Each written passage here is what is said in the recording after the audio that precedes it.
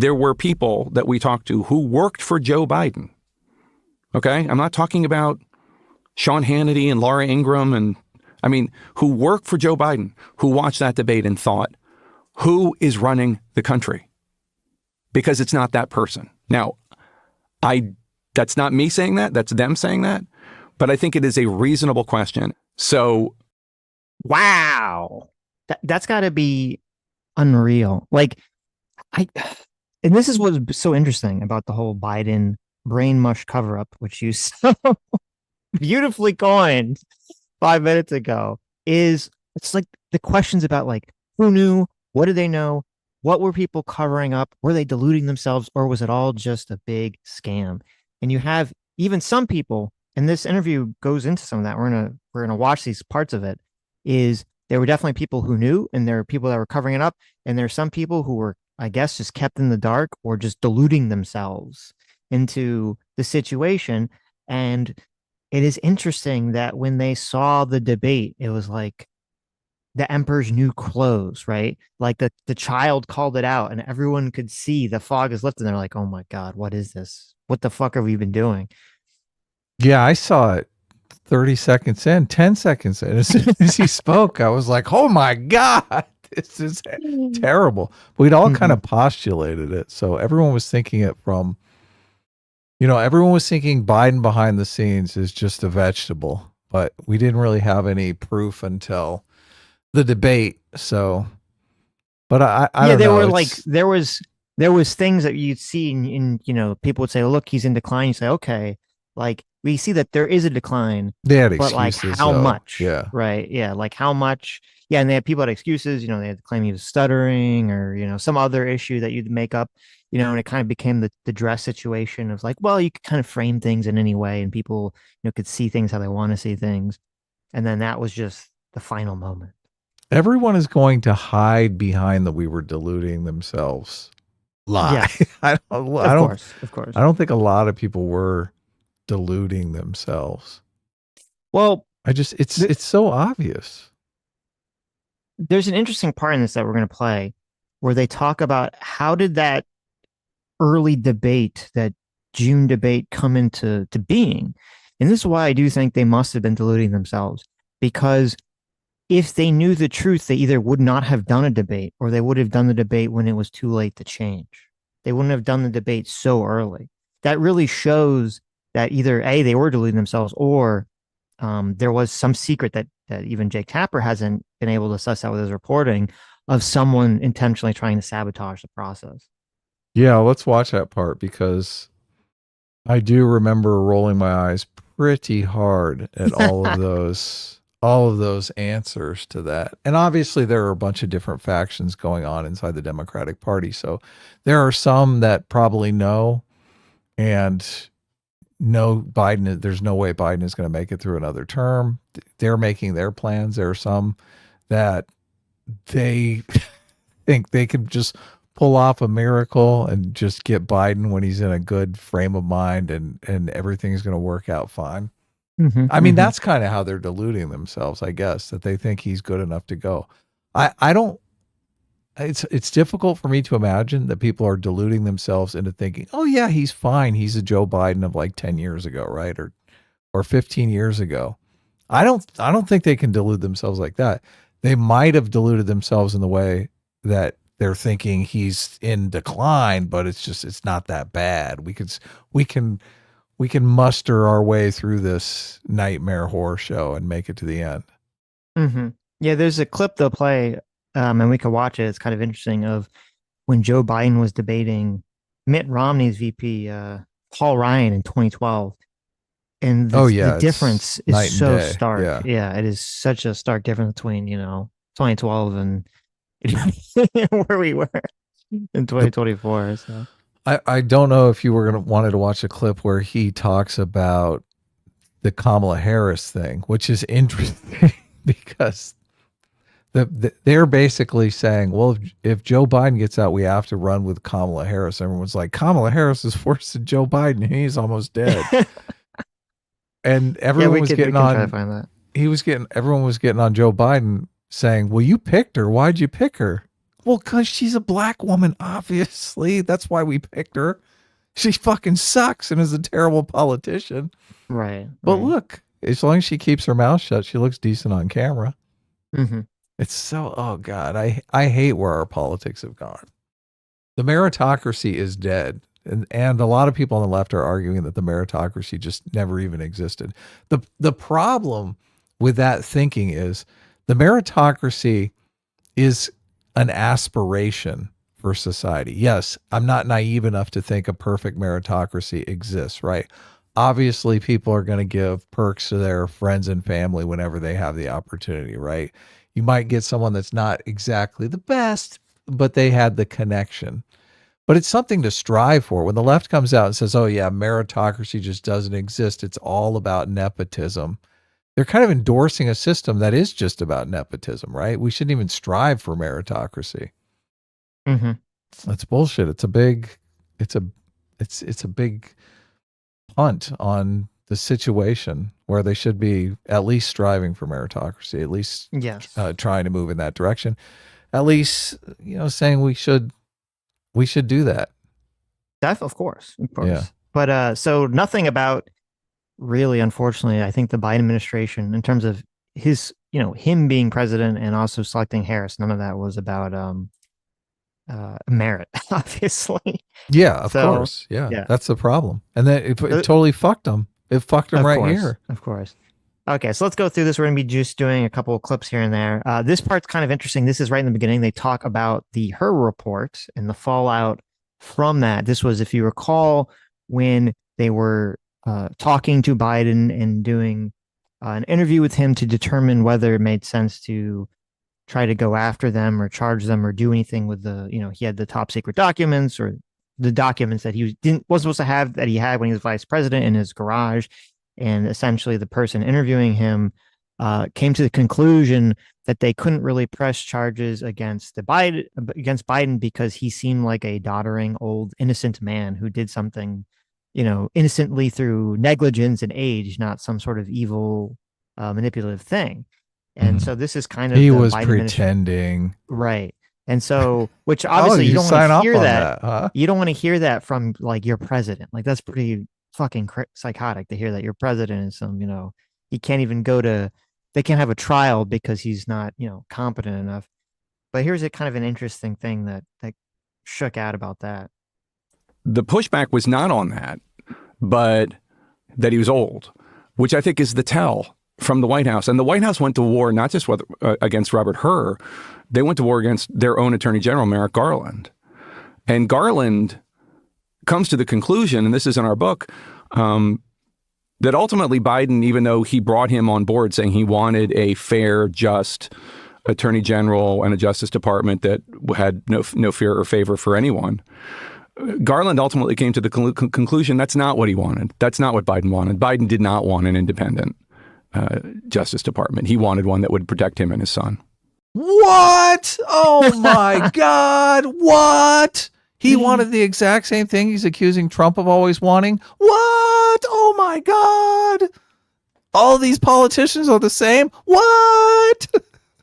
I'm curious. I have his book on Audible. I haven't listened to it yet. I'm curious if they go to more about what Merrick Garland said, because I know a lot of people were accusing Garland of basically being Biden's puppet. Right. Biden was telling him, Biden was telling him to do all these things behind the scenes, go after Trump and, drop stuff on Hunter and all this other stuff.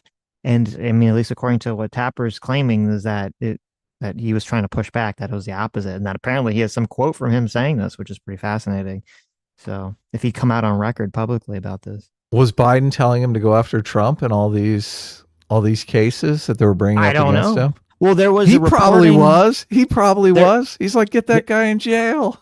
There was reporting that was interesting a few years ago where it was an anonymous source, so you can kind of take it as you want to take it. But I believe it was like a New York Times story where they were saying that there's an anonymous source that claimed that Biden was frustrated with Merrick Garland because he wanted Garland to go after Trump like faster, harder, like in the beginning of his campaign, I mean, the beginning of his term and all this other stuff, and then Garland wasn't doing it, that he was dragging his feet or he didn't really want to do it. He had to twist his arm, or, that he was just following it by the book, and that apparently this was annoying Biden. And so Is that it was an anonymous reporting. And I mean, maybe it's not true, but this would definitely make it seem to be more true after hearing this. it's the same thing with Trump. Trump was saying go after Hillary, and everyone was telling him, no, you can't do that. You can't go after him. Fucking Biden is like, go after Trump, go after Trump. Right. They're right. saying, nah, you can't do that. I mean, I guess it's good that we have, at least we've had it, I don't know what's going on now. I mean, Pam Bondi seems to just do whatever fuck Trump says, but with Garland and with Barr and even with Jeff Sessions, we had attorney generals that were willing to stand up to the presidents and tell them no, that they weren't going to just be their lapdogs. Right. Now I don't think we have that currently, but so we'll see. Hillary's not in jail yet. What's going on? Why is Pam Bondi taking so long? I guess Hillary's old news, right? They have other things to do, or maybe someone should be in jail, not just these college students. Come on, they're waiting. Listen, like next year, what about Nancy Pelosi? He's going to drop the big, like, we've been doing the FBI investigation into all the Democrats, and here's what we found. Like I bet you it's going to come out of nowhere next year. Or at the end of this year, it's going to drop like a rocket. They won't even admit that Hillary Clinton murdered Jeffrey Epstein. I know. He's actually going to go after someone like Nancy Pelosi? Come on. He's on the take now. That's a good point. The deep state got to him. They erased the video of Hillary Clinton going into the Epstein jail cell and personally strangling him. Right. So actually, it was Donald Trump. But then when Donald Trump came out, it was Hillary Clinton pulling the Donald Trump mask off. It was me all along. I killed Jeffrey Epstein. The real thing that we didn't realize is that Hillary Clinton and Donald Trump are the same person and have been the same person this whole time. Oh, wow. That made an interesting debate. Yeah, exactly. Okay, here, let's jump ahead. This disaster that happened with Joe Biden running for re-election and then the cover-up of what he was like behind the scenes, what Robert Hur saw, was orchestrated by Joe and Jill and Hunter and Mike Donnellan and Steve Ricchetti. And there are other people to a lesser extent, but those 5 people are the most responsible. It is interesting, and people were saying this too. It is always fascinating. Like, there's always like rumors, and you try to like pick through like what is real and not. And there was a lot of rumors saying that this was all being, it was Jill and Hunter. It was like the family and their chief of staffs that were sort of orchestrating all this. And that seems to be the case. It wasn't some sort of like deep government conspiracy. They're like, we want to puppet this corpse, blah, blah, blah, blah, blah. That's not really the way power works. It's just like his wife and son are doing it. Yeah, his wife is worried about his legacy. You finally got to be president. We've been dreaming about this our whole lives. Half of their conversations as a married couple were about when Joe Biden is going to be president, right?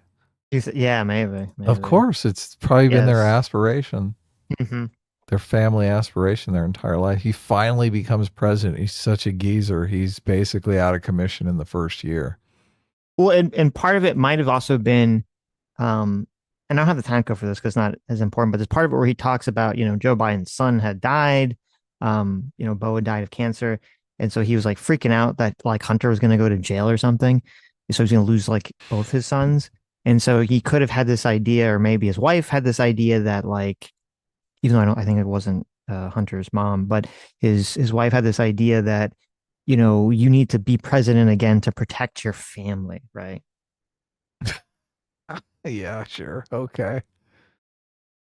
Okay, so Ezra asked Tapper, does he think that this was like how much of it was like this intentional cover up and how much of it is self-delusion? Meeting President Biden had, he came across as addled. What I am been hiding since really in a big way since 2023. Look, I'm not saying that every meeting President Biden had, he came across as addled. What I am saying, what Alex Thompson and I, he's my co-author, Alex Thompson from Axios, what we are asserting is that there was, as far back as 2019, a Biden that was fine, and then a non-functioning Biden. And that from 2019 to 2024, the non-functioning Biden would rear his head increasingly. And what do I mean by non-functioning? I mean losing his train of thought in a manner that's uncomfortable. I mean not able to come up with the names of top aides or close friends. I mean not recognizing people that he should recognize. I mean not able at all to communicate to the American people.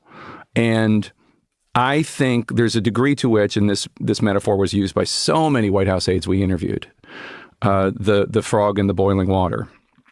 I think there's a degree to which people, as the water is increasingly turned up, they don't notice that it's getting hotter and hotter. And then we would hear from so many people who worked at the White House, then left, and then came back 6 months later or turned on the TV 6 months later, and they could not believe what they saw. I always feel like you can. Yeah, there's a part of this too.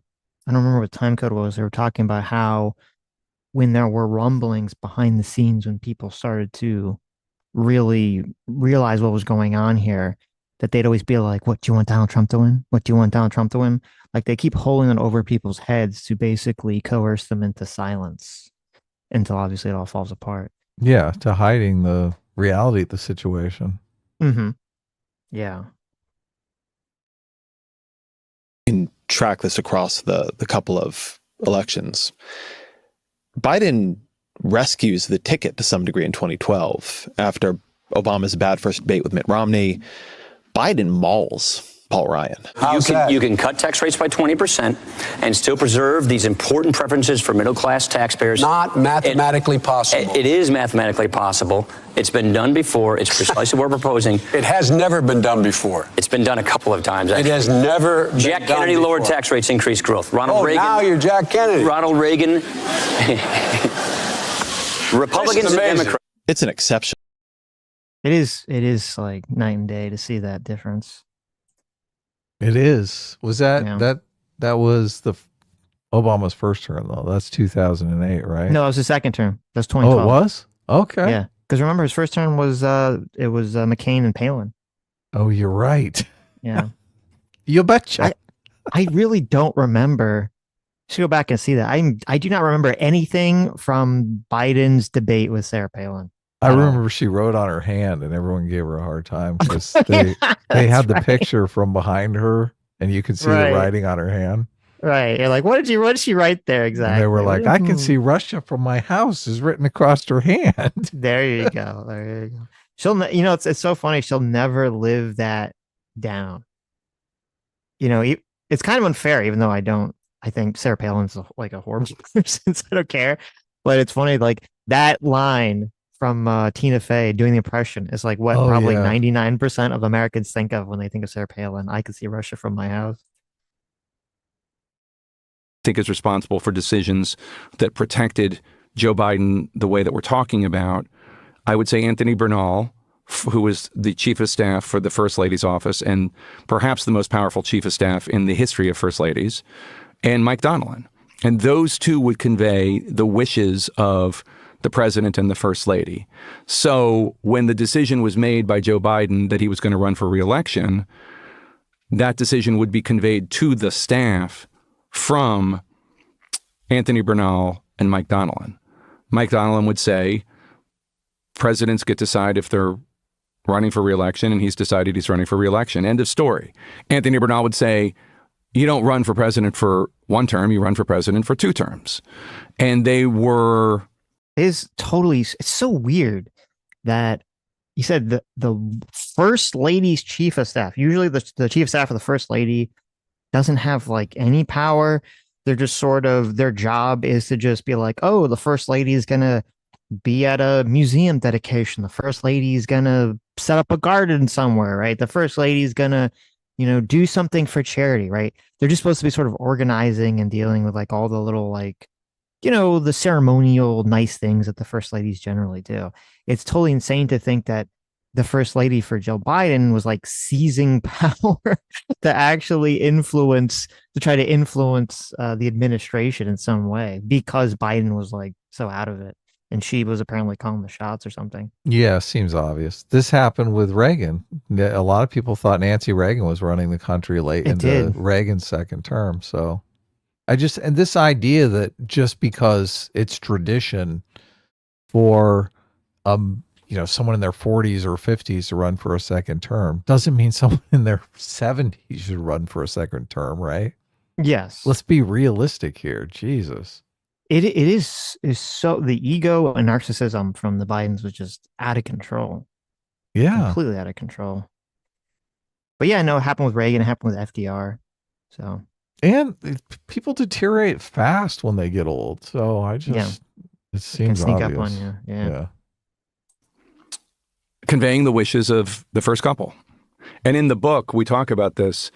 There is a shocking lack of discussion about this with Biden. It is just Biden decides he's running, and that's it. And in fact, there's a very good, and I'm sure It's just, this is what's so fascinating to me. And people don't like this.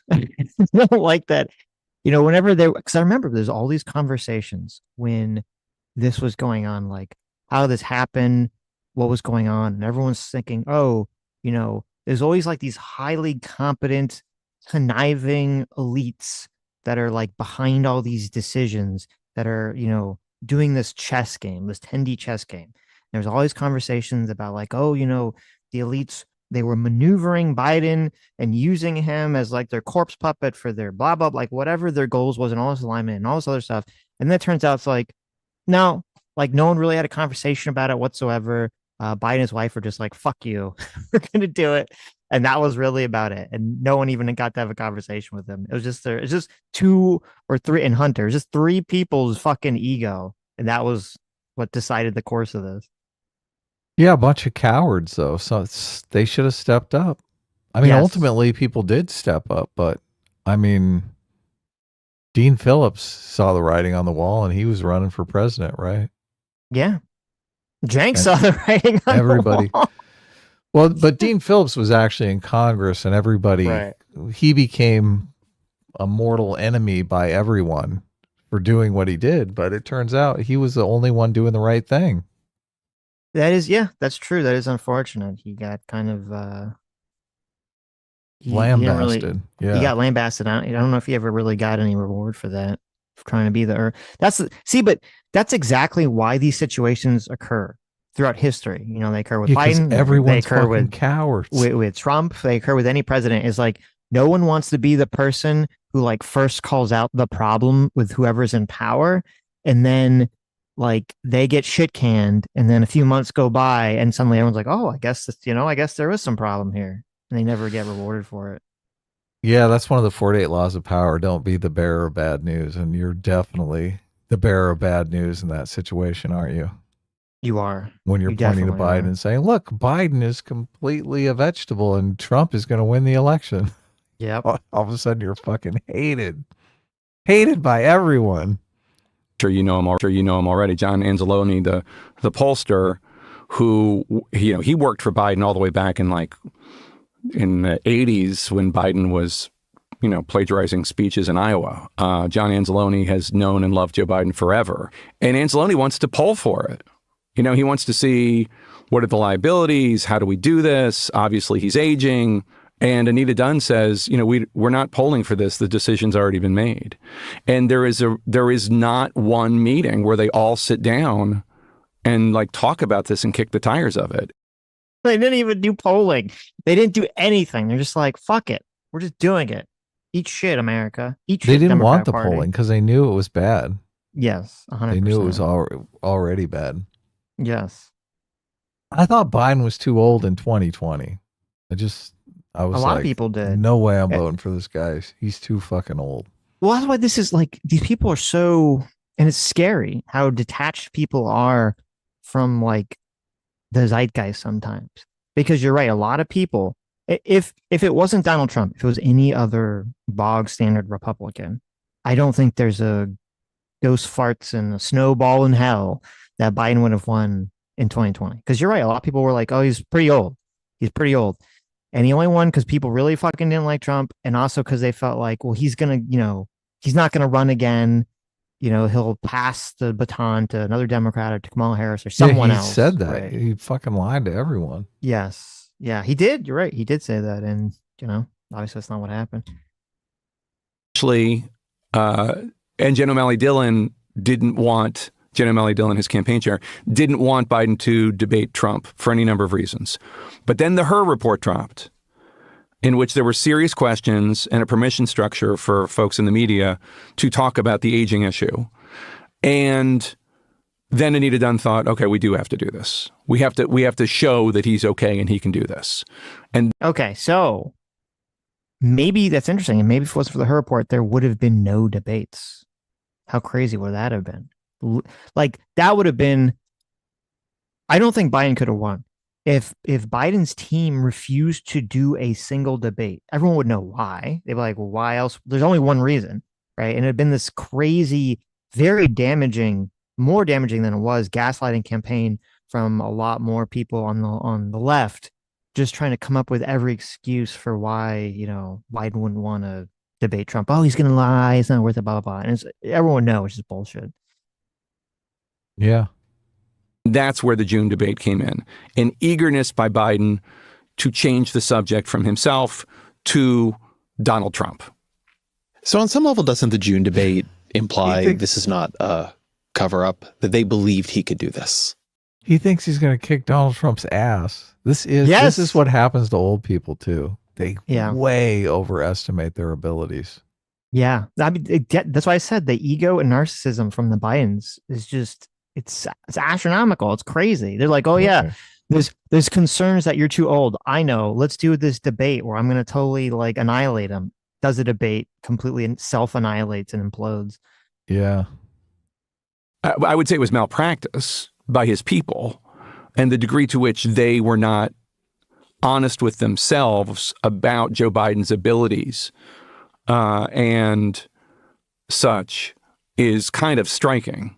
The evidence for the fact that it was a cover-up is the fact that we were also shocked by what we saw on the debate stage on June 27th, when in reality, that was not a shock to people who had seen him like that behind the scenes. You were right there. Yeah. I mean, you're moderating this debate. Yeah, co-moderating. Let me jump ahead. He's going to talk about, now it's kind of interesting. He talks about how when Trump comes in, they have this thing called a walkthrough, which is when you're doing a debate, the candidate comes up and they're like, okay, like what cameras do I look at? What direction do I look when I'm talking to the moderators?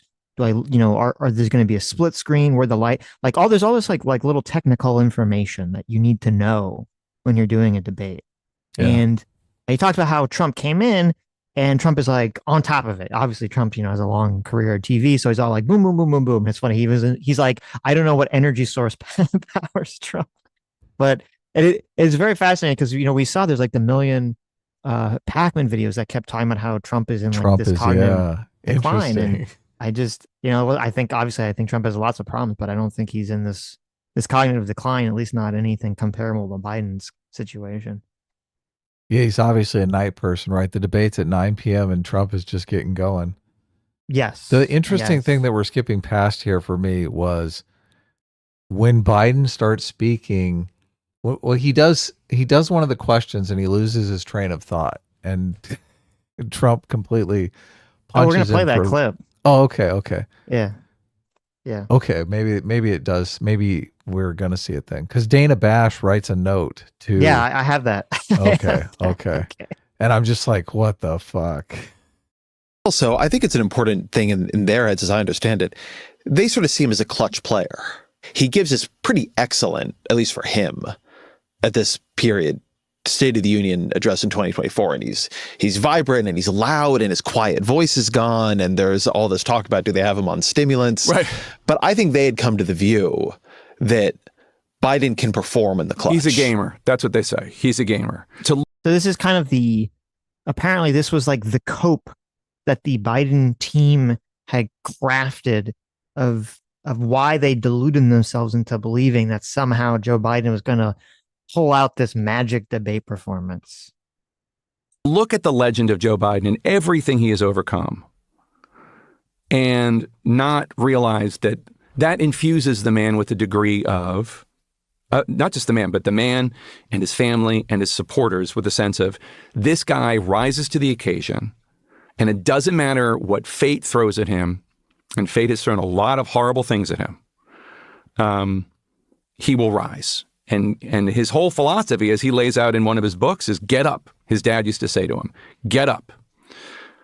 So, yes, this idea that he's a gamer, this idea that he will rise, that yes. You guys heard it here first. Joe Biden's a gamer, okay? I mean, he's been dropping N-bombs behind the scenes when he's playing. This has been a horrible month for him. He's traveled all over the place, and his son was convicted in a court, but he showed up to debate rehearsal, debate practice, unprepared and sick and needing to take naps, but he is going to rise to this moment.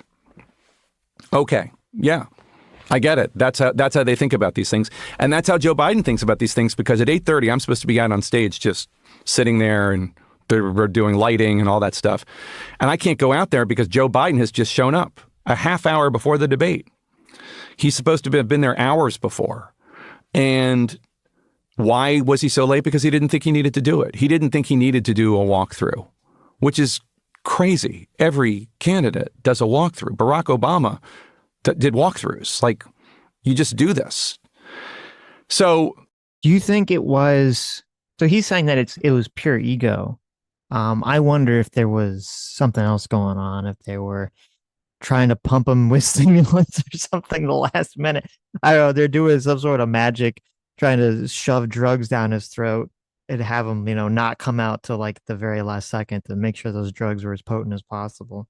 They were giving him some of that limitless drug. Yeah, exactly. Doing their best. Mm-hmm. He walks out, he hobbles out, he does that shifting thing, shuffling thing, seeming really old, but I had seen him, so I was not surprised. He starts talking. He obviously has a cold. He sounds awful. His voice is already thinner and reedier than it had been, but now it's really bad. His first answer is whatever, it's fine, serviceable. But then he gets to that horrible answer where he completely loses his train of thought. Eligible for what I've been able to do with the with the COVID. Excuse me, with dealing with everything we have to do with. Look, oh God! If we finally beat Medicare. Thank you, President Biden. President Trump. Well, he's right. He did beat Medicare. He beat it to death, and he's just. And we have these iPads, and I wrote to the control room, "Holy smokes!"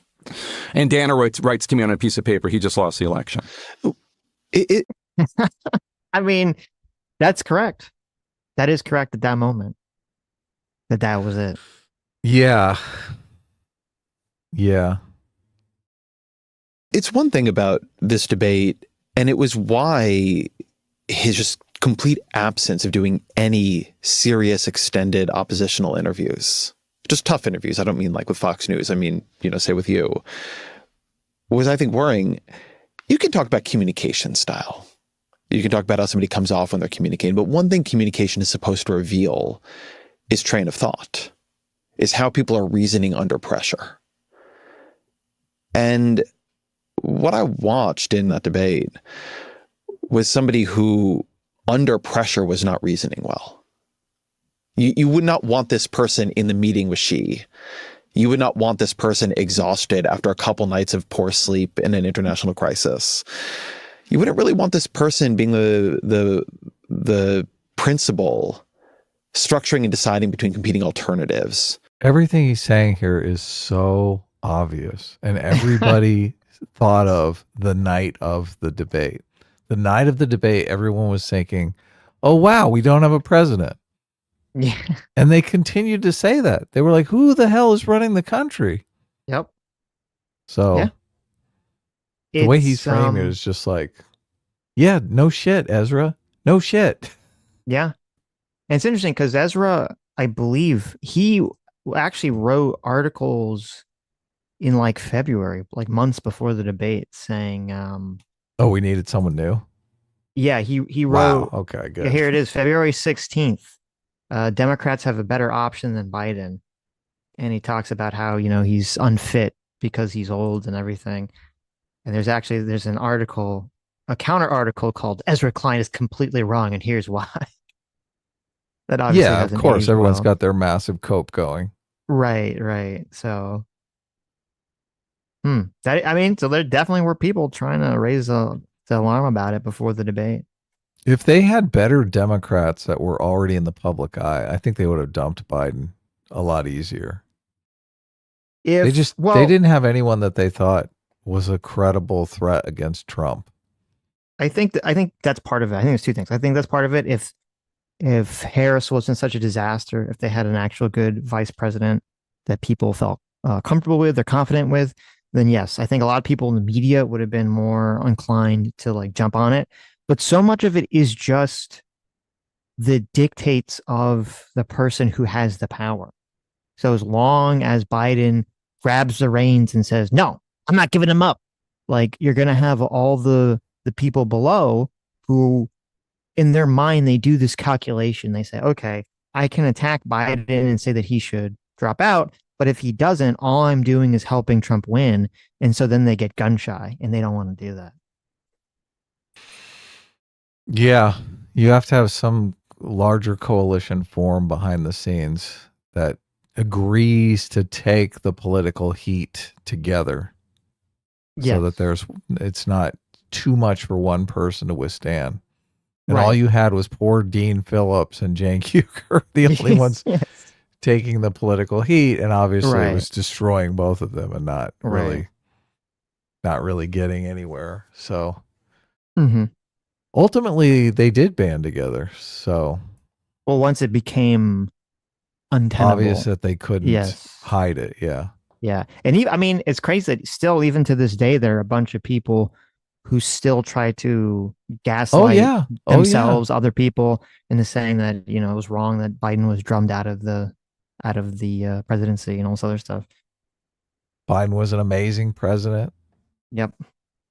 And there's actually an interesting part. I don't have the time code for it, where they talk about how the reason or the speculation, because they don't know for sure, but the reason they speculate that Biden became so kind of woke progressive when he was president, because he himself didn't have really a track record for that, is because his chief of staff that he hired for this presidency was like a lot more progressive.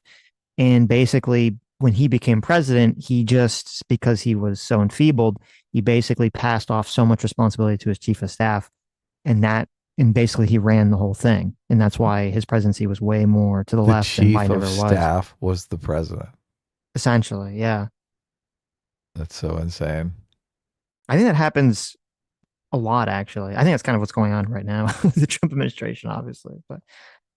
Or honestly, I should say, not obviously. But in a hot meeting about immigration or inflation, that I feel like this is where saying it's all communication, as they often did, really fell apart. Right. Like communication is like how you think. Right. Yeah. And he was not staying on normal tracks. Like his own train of thought was derailing. There were people that we talked to who worked for Joe Biden. Okay? I'm not talking about Sean Hannity and Laura Ingraham who worked for Joe Biden, who watched that debate and thought, who is running the country? Because it's not that person. Now, that's not me saying that, that's them saying that, but I think it is a reasonable question. So I found that debate incredibly disturbing. And the degree to which the Democratic Party attempted to gaslight the country, and when I say Democratic Party, I mean mainly the White House, but also leaders of the Democratic Party, attempted to gaslight the public about it immediately, as if like, oh, he had a cold. I've had colds. We've all had colds. This was not that. And I think one of the reasons why the Democratic Party's numbers are still so low is that they have not reckoned with the lies that they told about this. And these are lies. These are not lies about tariffs. These are not lies about economic policy or things that I don't fully understand as the average voter. These are lies about things that we all perfectly understand. Aging, colds, being adult, not being at your best. I mean, these are things that we all have access to. So I talked to a lot of members. I rarely agree with Jake Tapper, but I 100% agree with that. That was a huge problem and a giant hit to the Democrats' credibility, and one that they've not really reckoned with in a in a satisfying way that is going to resolve the mistrust. Nobody believes that the Democrats wouldn't do everything exactly the same. And Right. that's a problem. That's a giant problem. Yeah, no, it is a really good point. And I think it gets lost too in a lot of these political conversations, because a lot of people who, we talk about the news, we follow the news every day. It's very easy to like jump to the next thing and forget like what happened in the past. And yet the average person, that's not the way they think. They're not like they're not constantly consuming news information or all this other stuff. So it would make sense that like the last big thing in the average person's mind about Democrats is, well, Joe Biden, and they lied about, his health and everything. And until there is some sort of reckoning for that, maybe people's trust will, remain low for a while now. It's even worse because everybody saw that performance and everyone understood it. So the lies are quite worse in nature, because the people lying are either just, they're completely bad faith or they're completely delusional. And either one of those outcomes is not a comfortable outcome for any sort of party that's got political power, right? Mm-hmm. I think it's delusion. It is scary to me to see how quickly there's some narrative that forms that's convenient, and how quickly people just jump onto it. And I think the thing that really hit this home for me was the recently, actually, which was super blackmailing and demoralizing to me, was the 86-47 thing with Comey, Right. where it was so clear to me that like, okay, obviously, 86 doesn't mean that in most cases. Comey didn't really mean it that way, obviously, immediately like, took it down, so that wasn't his implication. And yet, because it was like a useful narrative story structure attack against the left, so many people jumped on it and they convinced themselves. I think they honestly believe it. They honestly convinced themselves that this was the implication, or this was the intended meaning, and all this other stuff. And it was kind of scary for me to see that just play out so quickly. It's in the same ballpark, the two situations, the situation with Biden's Yes. cognitive ability and the 86-47 thing. Mm-hmm. Mm-hmm. But the level of deceit and the level of delusion, I think, are categorically different. I mean, Yes, you're talking about yes. the stakes involved in the Biden situation. I mean, you're talking about a president that's completely incoherent for dealing with foreign affairs or the economy or any of that. Yes. And he's still got at least 6-7 months left in his presidency, right? To be clear, Right. I'm not saying that these are of equal value, because you're right. Obviously, the thing with Biden is like 10 billion times more significant. Right. I don't think, though, when it comes to like how people delude themselves, I don't think the level of what the delusion is, I'm not even sure that matters whatsoever. Mm-hmm. I think it's this exact same mental process that happens. So, well, I just think when the stakes are high, I think people ultimately, we want them to sober up and think, okay, we have to think clearly here. These are high anything, stakes. It's probably right? worse. We can't. Yeah, look, you can make the argument that the delusion is 10 times worse, right? Right. Because they're completely blindsided by the situation. So yeah. I guess maybe that's what's going on with the Democrats, right? But still, as an outside observer, someone who doesn't have a dog in the fight or is not emotionally invested in Trump losing at any cost, I mean, you're just going to see clearly. You're going to see, oh my God, this guy there's no way he can be president. Well, his debate performance was so bad that even, I would say, probably the majority of people who would have been deluding themselves up to that point, or would have, or were very vehemently anti-Trump, it reached a breaking point that I think more than 50% of the people who hate Trump saw that, and they realized, oh my God. They did sober up. They completely it was a sobering up. Yeah, it was a very sobering moment. So, like, holy fucking shit, we're all gonna die. An instance I would say of that I can think of, the biggest instance I can think of the left, falling prey to that, and they did not sober up, was the Kyle Rittenhouse situation. Was a very sort of disturbing, very disturbing form of gaslighting that I saw people, go down that pathway. There was no personal stakes involved in that, though. Obviously, they could care less what happened to Kyle Rittenhouse, and even if Kyle no personal Rittenhouse stakes in a lot of these, in the 86-47s, no personal stakes in a lot of these things. They just become like people have a team.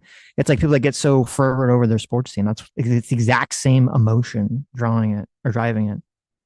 I mean, I would argue that the personal stakes are if Russia decides to invade Europe and we don't even have a commander in chief, that his brain isn't spaghetti, then obviously that's going to not be as good for us as Americans. So we're all invested in that in some way. Well, no, but that has nothing to do with the mental process I'm talking about, where people form a political narrative. I said the political narrative that's useful. It's a useful political narrative, and everyone jumps on it and basically convinces themselves of it.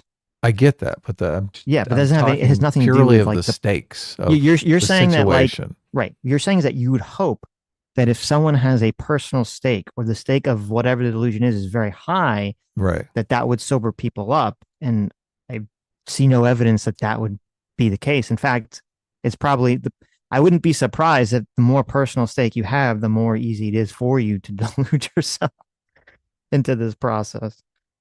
Right. And I guess if you can see people do it with all these situations where there isn't a personal stake, then it is kind of disturbing as to how people could do it when they are personally involved. I did see a lot of the conversation coming out of this Biden not being capable to be president, not being cognitively capable of being president. A lot of people did default to, well, who is really the president anyway? It's really the people behind the scenes that are running things, and he's just the face of it. So, I mean, they were basically postulating a world where the president didn't even matter. The presidents didn't really make big decisions. So I could see them thinking, oh, it doesn't matter who is president. That's not going to affect me personally. But I think obviously who the president is in some sort of catastrophic situation. This is why Hillary Clinton has the 3 a.m. phone call ad, right? People worry about that. Right. I mean, Biden's not going to do shit if it's the 3 a.m. call comes and they say Russia's nuking us, right? Yeah, there was people that were making the argument that they were basically just saying, well, they had trust in whoever Biden's staff was. I guess probably Biden's chief of staff, as we find out, who's really pulling the strings here. They'd say that was, they'd have more trust in that person than Joe Biden. Which, I mean, I don't agree. I don't think that's the way a president should be. Obviously, you're voting for the president. You're not voting for their chief of staff. Yeah, exactly. That's what I said. Right. But there were some people that were like very upfront with that argument. I think most people were not upfront with that argument. Even if they felt that way, they wouldn't verbalize that because they know it's a bad argument to make publicly. Okay, this is the part I didn't pull a time code for this myself, so this might be off. I just asked ChatGPT where was the part where they talked about Kamala Harris that you were talking about, which is kind of funny. This is what we got. This is the only one. This is the only person who's ever beaten Donald Trump. So this is what we got to do. And a lot of members of Congress who saw things and wanted to speak up were told, what do you want, Donald Trump? This is what you want?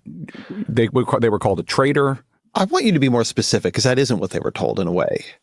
They were told, at least in my experience, they were told, do you want Kamala Harris? Oh, well, that was another argument. And that was the actual, it seemed to me, first line of defense. Sure, absolutely. The Kamala defense, which is, if Joe Biden doesn't do it, do you want his vice president, who is even less popular than him, to be the nominee? That's crazy. So, yes, she was their line of defense. And by the way, this drove David Plouffe insane. David Plouffe, of course. See, we have the book now about Biden's decline and the cover up and all that stuff. We need the book about the inside scoop of the Harris campaign and what fucking disaster. Like, how much of a disaster must have that been if before she was chosen, Biden's own staff was using her as a shield to try to be like, listen, it's better that you have this aged out, failing politician than Harris. And then the fucking Biden chooses her. He chooses her directly. And it's like, what the fuck were those? Were those people like, oh my God, what are we doing here? This is such a mistake. Yeah, who knows? Who knows? Maybe Biden did it to fuck him. Maybe he did it. Maybe he didn't even know what he was doing. Maybe he thought that was the plan. It's hard. A lot of people pointed to the Biden, he smiled. It was to screw with him, all this other stuff. If this was if this was a normal person, I would be inclined to believe that. What we've seen from the Biden team so far is just ego and narcissism and detachment from reality. And that makes me inclined to believe no, he literally actually is just fucking thought that Harris would win and that he would get the accolades of passing the torch to the first black female president. And that's how he'd be remembered. He was out of it. He didn't even know what Kamala Harris's abilities were. Yeah, I'm sure he didn't know. Yeah. David Plouffe was doing a podcast with Kellyanne Conway because they're both campaign managers, obviously both winning campaign managers. Mm-hmm. Plouffe for Obama and Kellyanne Conway for Trump. And the podcast is super interesting. They stopped doing the podcast in the middle of the run because David Plouffe left to actually work on the Kamala Harris campaign. So if anyone is going to do the tell-all book, it's got to be David Plouffe. Right. That'd be good. Yeah.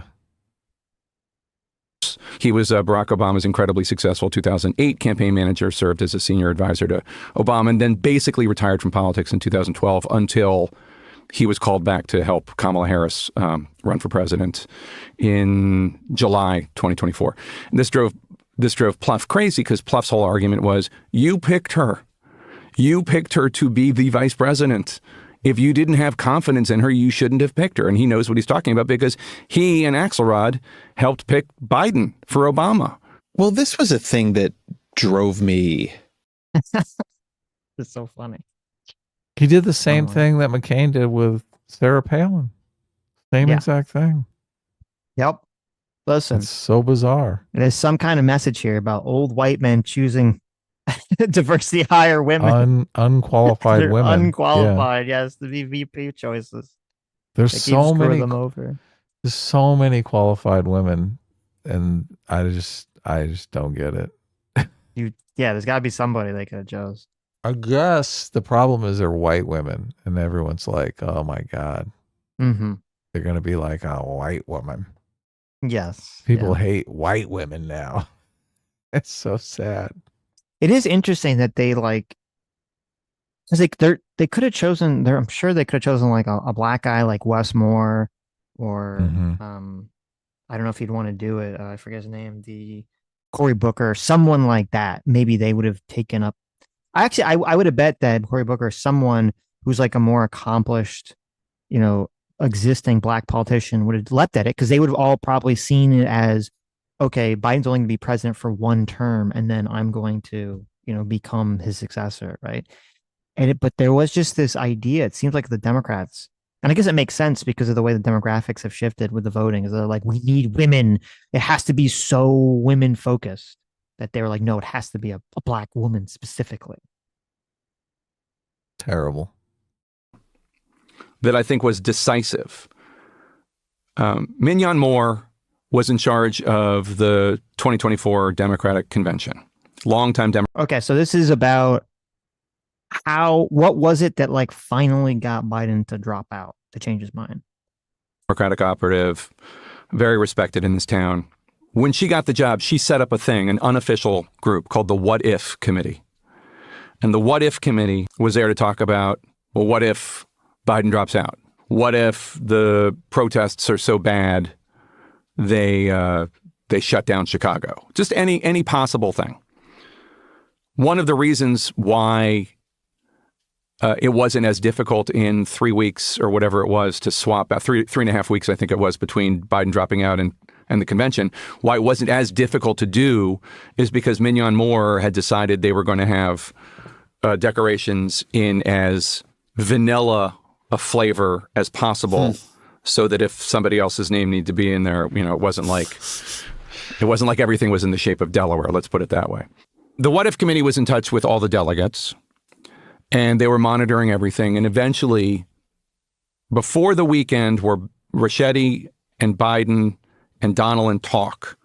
And that Sunday, the 21st of July, when Biden announces he's not running anymore, the What If Committee conveys to the Politburo, you can win at the convention, but it will be really ugly.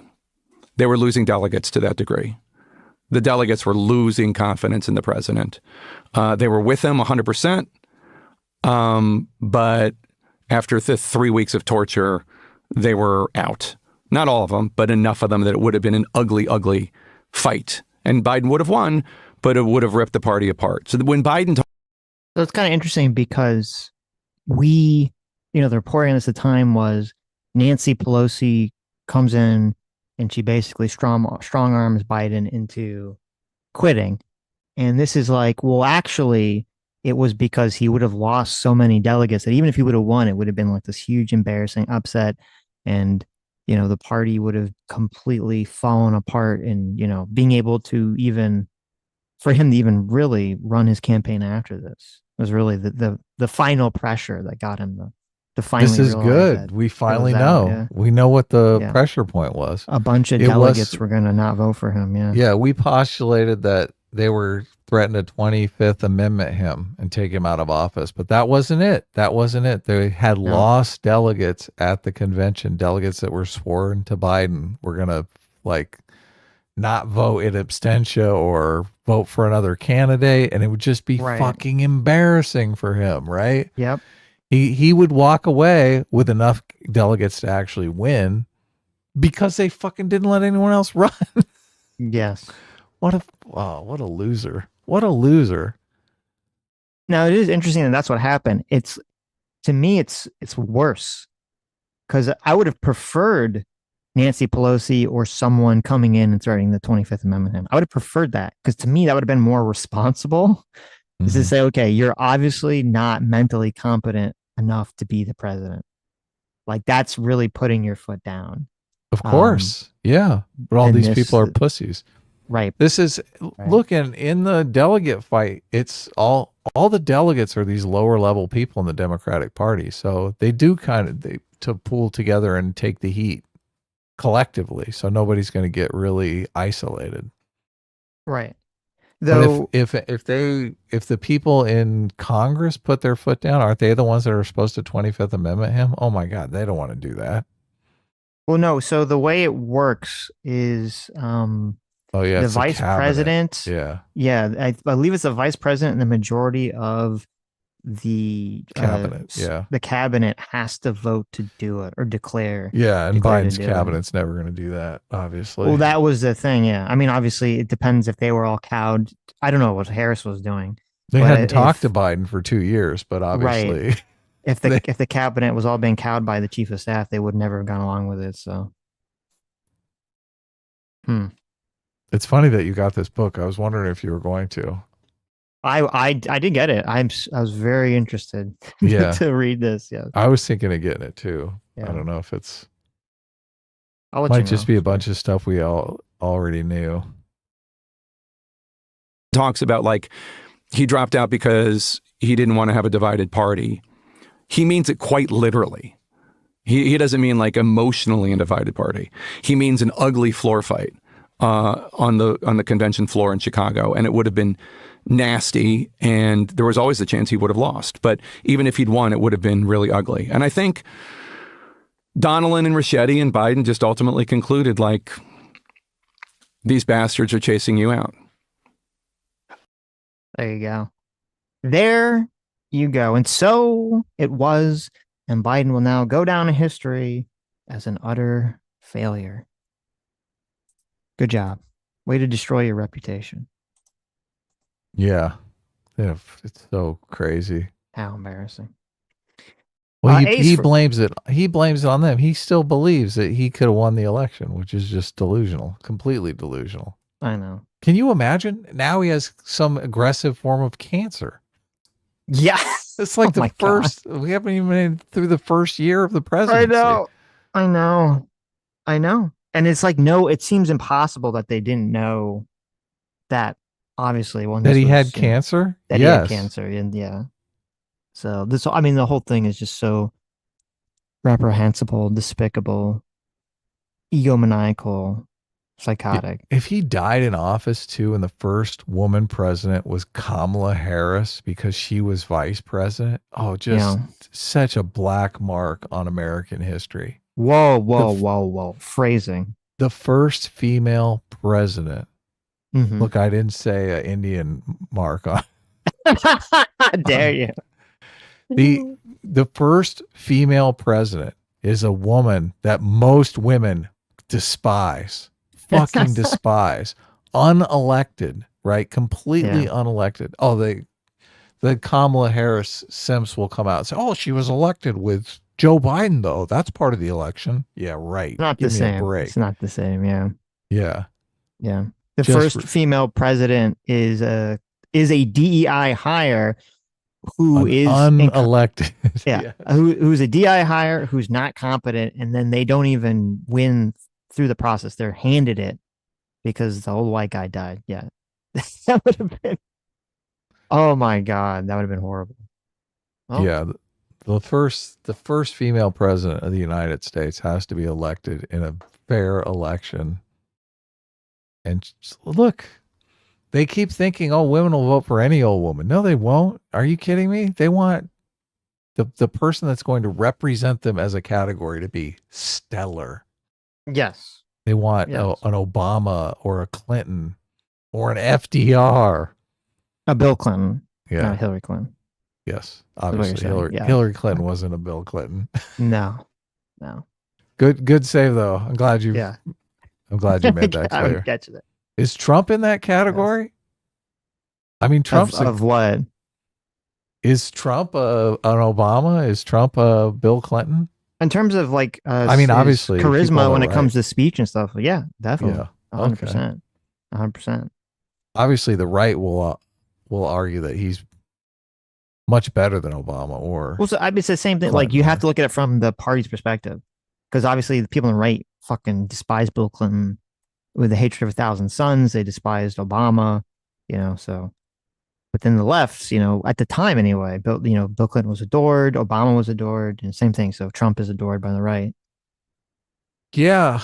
I think of Obama as a political master, right? He as far as getting legislation done, he wasn't great, but knowing how to inspire people and win elections, obviously he was great at. So was Bill Clinton. Right. I wouldn't say Trump, Obama was I mean, he lost to Biden. How can you? I would not say that Obama was a political. I wouldn't use the phrase political master because, as you said, I think being a political master has a lot to do with your ability to be effective as president. Lead. Right. And I'm not sure how effective Obama actually was when he was president. I think he was a persuasion master, and I think he was a fantastic speaker. Right. And that is what got him elected both times. But I mean, primarily the first time. And Trump is a great speaker too. Trump is a great speaker. He has it's like a completely different way, and a completely different way of speaking than Obama was, obviously. But I mean, he's a great speaker in his own unique way. Definitely very charismatic. That a lot of people, love him to death. So, in terms of him being an effective, how he's wielding power, I guess we're going to have to see. I don't know. I don't think his first term was super effective. He didn't really get that much stuff done. You're right. Then he lost, his reelection. We'll kind of see what the end result of the Trump term is going to be, because so much of this stuff is all happening very fast. And, the $1 million question is any of this stuff, or I should say the $1 trillion question, is any of this stuff going to actually, any of these executive orders that Trump is doing, are they going to maintain? Are they going to actually become part of law, or are they all just going to get overturned by the courts and Congress, in the next coming years? We'll see. Ace for $40. Thank you so much, Ace, for the $40.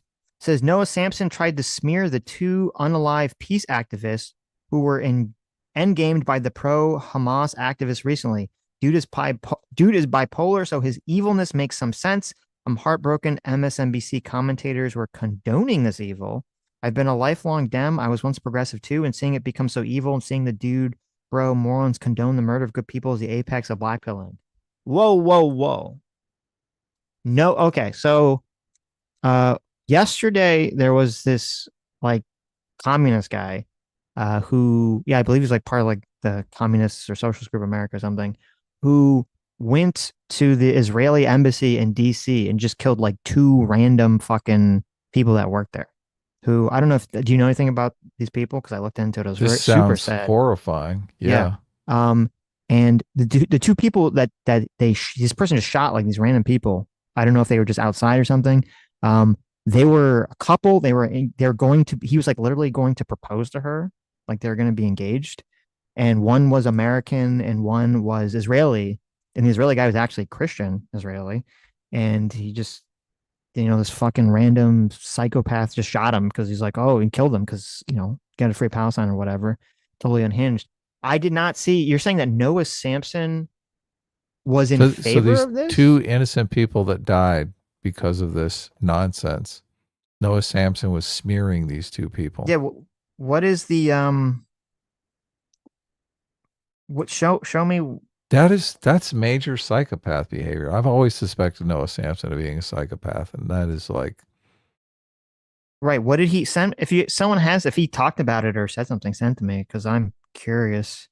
That is pretty fucking psychotic. If that's so they the weren't. case. They were just outside the place. I don't know how, because when I read articles about it, I didn't see anyone there talking about the exact logistics of how it all went down. But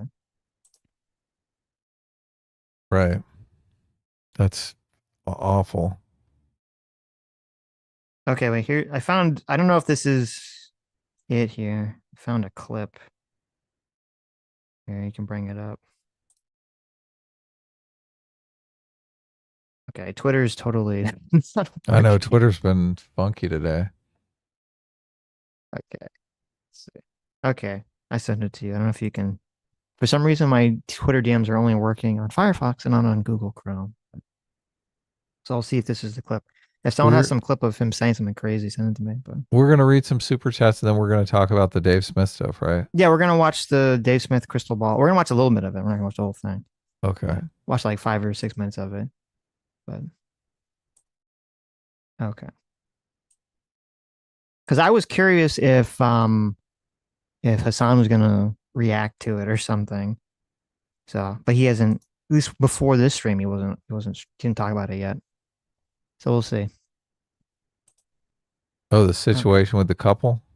Yeah, with a couple. See if they say something psychotic about the situation. So here it is. Ready? It's 50-second clip. 3, 2. Let me read the thing. It says, here's Hassan's best bud, Noah Samson, adding fuel to the fire. Quote, 2 pro-peace Jews dead. Read what they were saying. Pro-peace is crazy. Protesting isn't enough.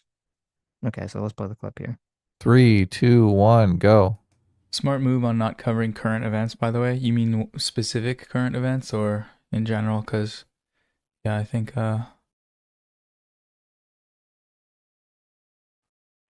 2 pro-peace Jews dead. Read what they were saying. Pro-peace is crazy. So I paused it because there's some text on the screen here. It says a chatter then asked him about his statements that call for violence because protesting isn't enough. Yes, it did. Noah has repeatedly made calls to violence on multiple protesting isn't enough. Goodbye. No, I'm scared. Oh, I'm scared. YouTube video scared me. No. And that sentiment, though, is 1,000% true. That protesting isn't enough. Smart. Okay. So he bans the chatter and then he says, yeah, protesting isn't enough. Which it sounds like a condoning of the violence to me. Wow. Okay. I actually, it was weird. The clip, I just couldn't even get to run after the text came up. It just stopped working. So. Oh, okay. So afterwards, someone asked him, because there's a clip of him that we've covered where he talks about how protest isn't enough. Someone asked him about that, and he just bans them. He doesn't say like, obviously, I don't mean to fucking kill people. He just bans the person. And he makes some mocking gestures about how, oh, the YouTube video scared me. Like he should be able to say whatever he wants on YouTube. Jesus. And like you're a bitch if you are scared of people making violent rhetoric in YouTube Right. videos, right? To young volatile kids. Yeah. Pretty crazy. Yeah. Pretty crazy. And then he basically just condones Mm-hmm. the situation. So yeah, look, that's alarming. Right. What was the send me Ace, what were the you said there was some MSNBC commentators that were like condoning or something. What was that about? Same thing. I don't know. I have no clue. I didn't watch any MSNBC coverage of this. Yeah. Hmm. Sad. Thanks so much, Shoe on Head, for the $20. Look at that. Shoe Oh, I for know. $20 says no tax on this tip. That's right. The Senate passed the no tax on tips bill. Promises made, promises kept, right? Well, we'll see. You know, it's funny. As soon as that happened, Sam was like, "Are you ready? Are you ready, Sitch? You got to wear a MAGA hat on stream." I was like, "Okay, listen.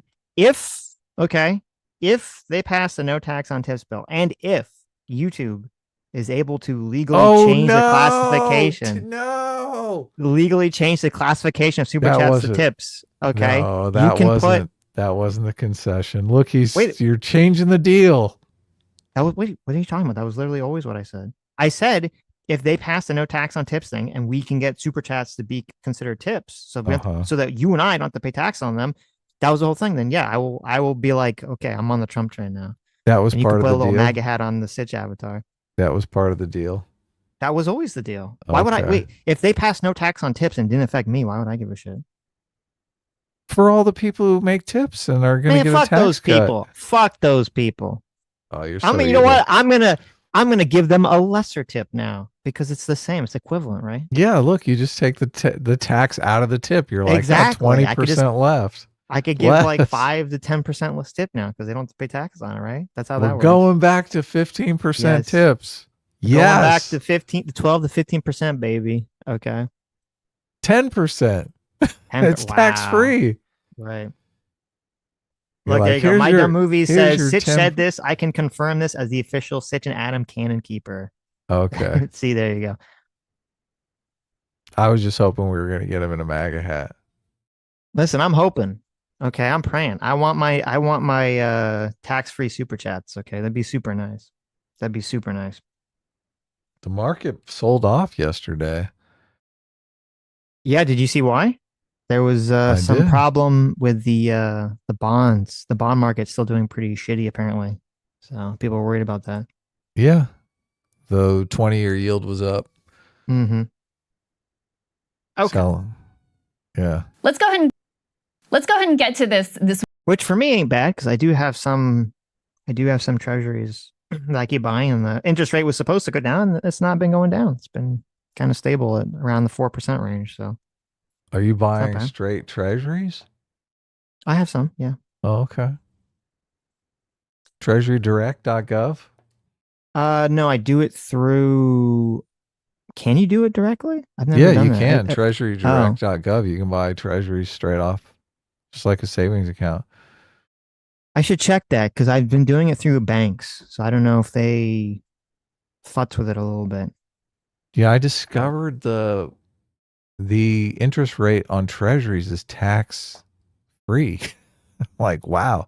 You put your money in a savings account and you get whatever interest rate, but obviously you're taxed on that interest as income. Interest income, they call it, right?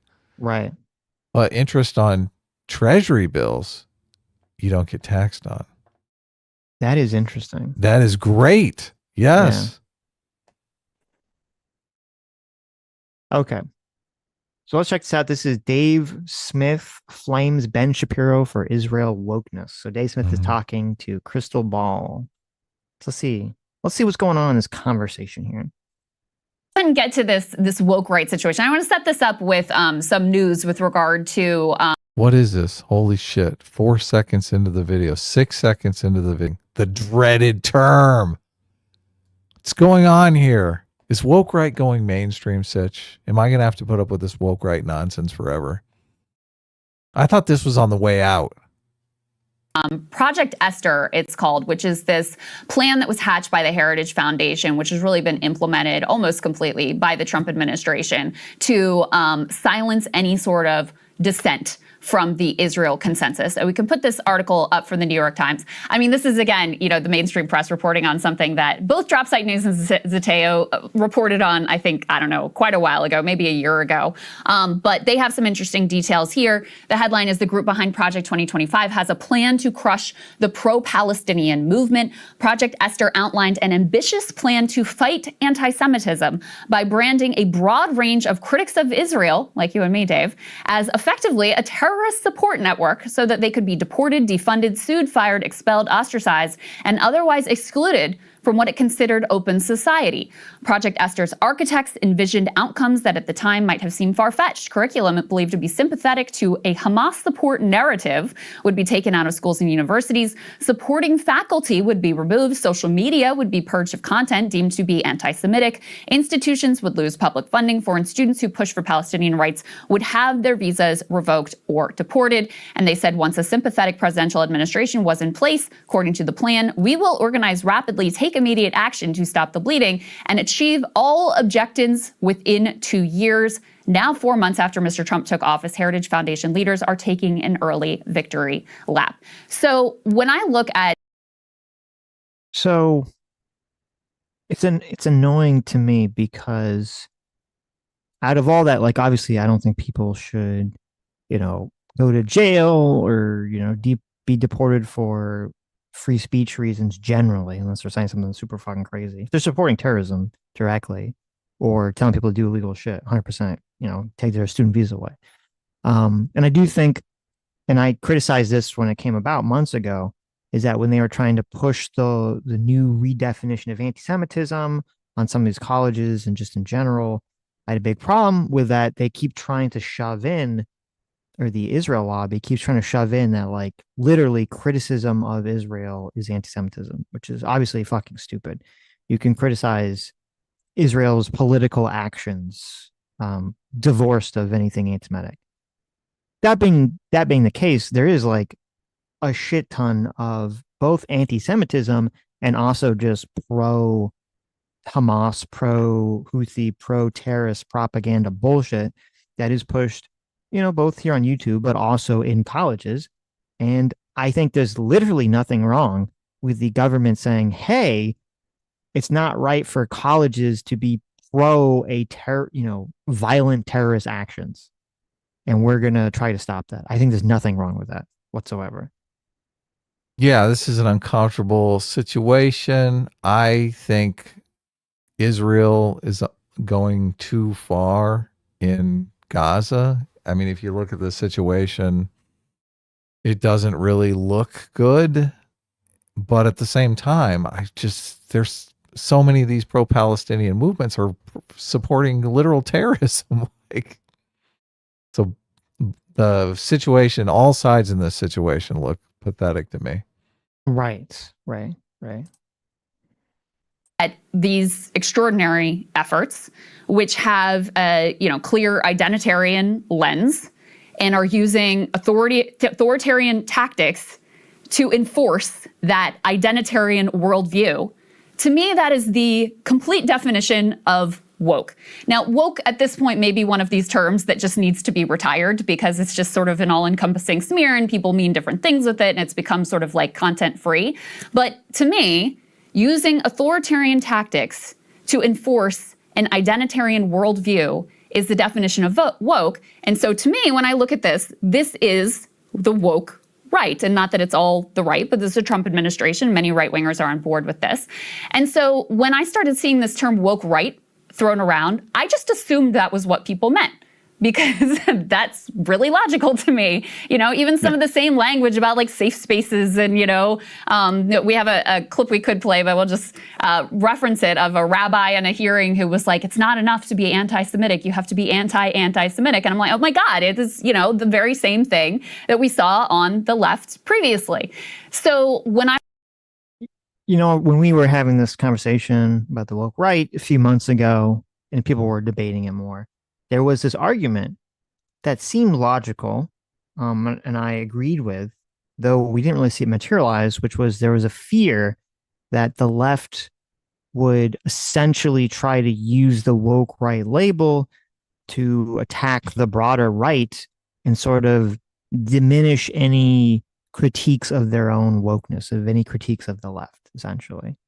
And we haven't really seen that happen. And I said I didn't really think I'd suspect to see or expect it to happen because it would, the left would have to admit that the term woke meant something bad. Now, how fucking interesting would it be if instead of that playing out as some people on the right feared, what you do see is you see an alliance between the like far anti-Israel left and the people that are being called the woke right, the people that are, kind of on the anti-democracy crowd. See those people join up to call the center right woke right. That would be kind of an unexpected alliance there. Well, that is what's happening. It's exactly Yes. what's happening. And it's funny because not only is it unexpected, it literally proves the point that James Lindsay's been trying to, scream again and again, that there's sort of the red-brown alliance, that there's like kind of the far left, far right, horseshoe alliance against the center. If that's actually what happens, it would completely prove that point correct. The America Bad Alliance. The America Bad Alliance, yes. It's unfortunate that, and this is the Israel derangement syndrome, which is, you can be completely against Israel. That's fine. You could think what they're doing is ethnic cleansing or genocide or, whatever. But that shouldn't be like, that thought shouldn't color your entire worldview. You should be able to take a step back and say, okay, people can be against Israel and I'm not necessarily going to be on their side and support them. And it's interesting to me that, there is a movement. People argue about how important it is, how broad is it? Is it going to gain power in the mainstream right? Is it not going to gain power? Who knows? But there is a movement in the far right that is very openly white nationalist, that is very bigoted, that is very anti-democracy, wants to replace democracy with some kind of theocracy or something. And, these are the people that, James Lindsay and other people, or Konstantin Kisin, are kind of pointing to, and they talk about the woke right. And you'd assume that Krystal Ball, who's very much on the left, she'd be afraid of those groups, of those people. She'd be the first one that calls people, Nazi fascist. And it's very fascinating that because Israel as a concept gets tied into all this, that to her becomes more important. Like her Israel derangement syndrome overrides her ability to critique this. And she's like, oh, I'm going to join forces with sort of that side that I don't like, just so I can team up on, crapping on Israel. Yeah, you got to take your allies where you can get them on this issue, right? I guess. I mean, I don't know. I don't know if those are the people you really want to ally yourself with. What are you going to do? I guess. She doesn't. It's interesting too, because obviously Krystal is a bit woke, right? She's very far left progressive. Well, look, if we're using this new definition of woke where it doesn't matter if you're progressive or conservative, then obviously she's not woke. I think of wokeness is far left progressive politics. I think of it as, you're a bleeding heart for trans people, right? You're all about the LGBT. Yeah, of course. We've done a lot of conversation. We've watched a lot of her videos where she's totally woke on trans issues and completely yes. You think Gaza was a concentration camp before October 7th, right? These are far left progressive politics. So, but they are the people who would say we live in a white supremacist nation and there's racism everywhere, right? Mm-hmm. And her adopting the term that James Lindsay is trying to point at the people that are white nationalists, and he's saying, there is an element that is actually white nationalist. The woke left has completely overstated their presence, but now she's basically siding with them in using this term against moderate right wingers. Yeah, just because she doesn't like Israel. Right. This is so interesting. But in another situation, she would be calling them. Oh yeah, she would be woke because she would be talking about, oh, white supremacy. These people are everywhere. if it wasn't for the Israel situation or their takes on Israel, okay, Mhm. if that was completely removed from the conversation, she'd be pointing the finger at the same people that James Lindsay's calling the woke right every day and being like, this is growing fascist movement in America. And she'd probably be saying that it's already taken over the Trump MAGA movement, all this other stuff, right? Right. But because of this one issue, it's like all changes in her mind. It's very interesting. Right. I was informed that no, this term woke right is being used somehow against people like you who are dissenters from the Israel consensus. I've had a very hard time wrapping my head around it. So I wanted you to help me understand the contours of this fight that is going on here on the right. So it also was, I think, the most effective political messaging that the Groypers and those people have done is to frame the conversation as like, to frame their anti-Semitism as like, oh, well, woke right just means anyone that's against Israel. And they've suckered in so many people into believing this. It's very interesting. And I don't know what the good, like, rhetorical pushback to that is. Well, Dave is not a white supremacist. No, not to my knowledge. Dave he's Smith, Jewish too, so yeah. Dave Smith doesn't strike me as a racist. No. I think obviously he's done debates with Nick Fuentes, who's openly racist. Right, and right. A lot of people say he's racist just by being willing to do that. But I think that charge has always been unfair of Dave Smith. Mm-hmm. So I don't know how is Lindsay calling Dave Smith woke right? How is he woke right if he's not a actual Nazi? Well, there's two things that are going on here. The first is that Dave Smith, I don't think Dave Smith is a white nationalist at all or racist, and he is Jewish. So I don't think he's bigoted at all. He does have the America bad brain rot that's like set in deep that all those people do share. I think the issue is not that he's those things, but he keeps running defense for those things. And publicly. that makes you woke, right? Well, the question is, why is he running defense for that group? He's not an identitarian, though. So he's not. So by this new definition of woke right, why is he running? Fit. Well, hold on. The answer is why. The reason he's getting attacked by all these other people is why is he running defense for Candace Owens? Why is he running defense for some of these other people who do seem to be on the anti-Jew hating or white nationalist, Groyper, or Christian nationalist? Why is someone who's supposed to be libertarian? Why are they running all this interference for these other people that they should not be politically aligned with at all? And so that's kind of what gets him labeled the moniker of woke right. Now he has my personal feelings on what's motivating him, I think, is a combination of the fact that it's just, that's a very loud, vocal movement on the right currently on social media and on YouTube, and you can get views and publicity and a lot of traction catering to those views in some capacity. I don't think Dave Smith is so stupid that he doesn't understand what he's doing. I think he completely does know what he's doing, and he's using it for very cynical financial reasons. I think that's number one. I think number two is that he is sympathetic, not to the white nationalists, but he's sympathetic to the anti-democracy crowd.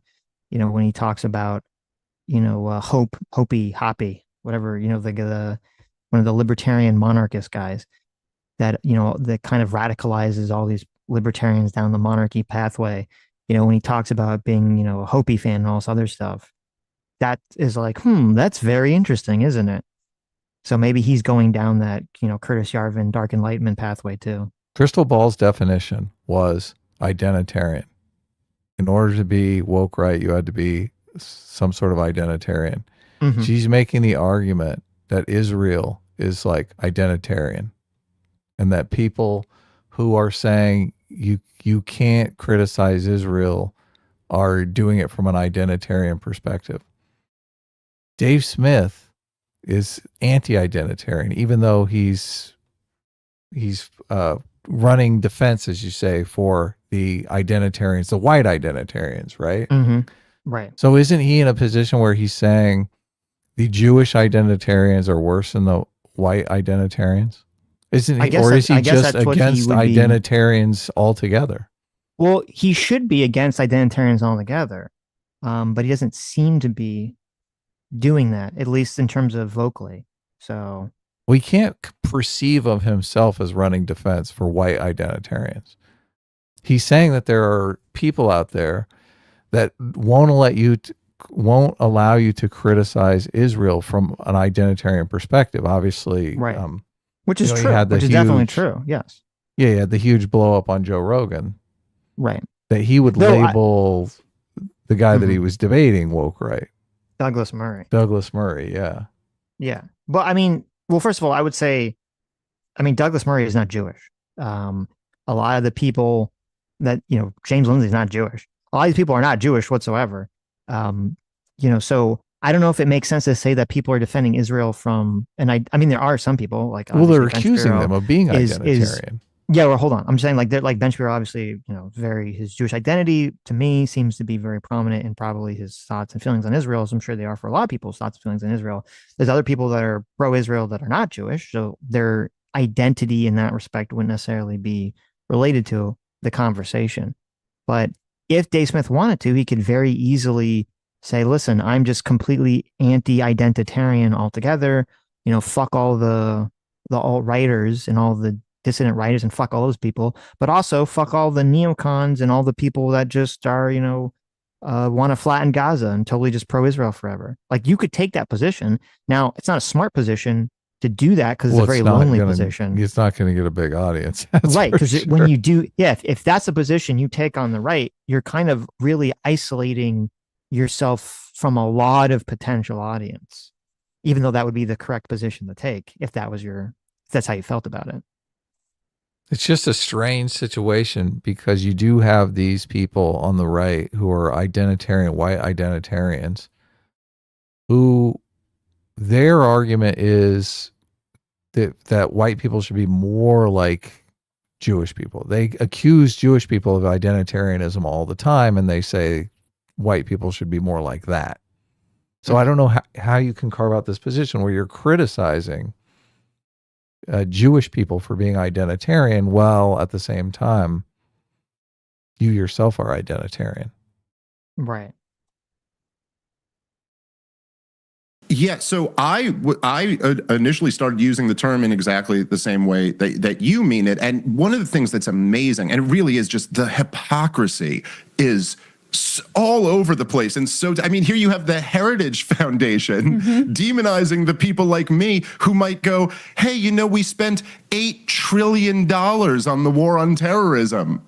Hey, Heritage Foundation, do you see an issue with that when we're $36 trillion in debt? Okay, well, here's the biggest part of it. You know, I mean, like, you could argue that entitlements drive it the most, but however you feel about entitlement programs, they are something that people have paid into and are now receiving. Starting catastrophic wars that you don't need to fight at all is just a pure waste of money. And it does come with this other little nasty side effect of murdering children, which, you know, we should probably not do. So our entire deficit is from supporting Israel now?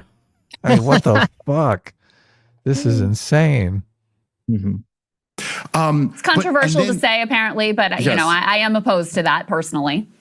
Well, isn't there something to this, Krystal? Because I always thought, you know, for many years, the left-leaning... They never address the security threat. They have nothing on the security threat. All they do is complain. It bugs the shit out of me.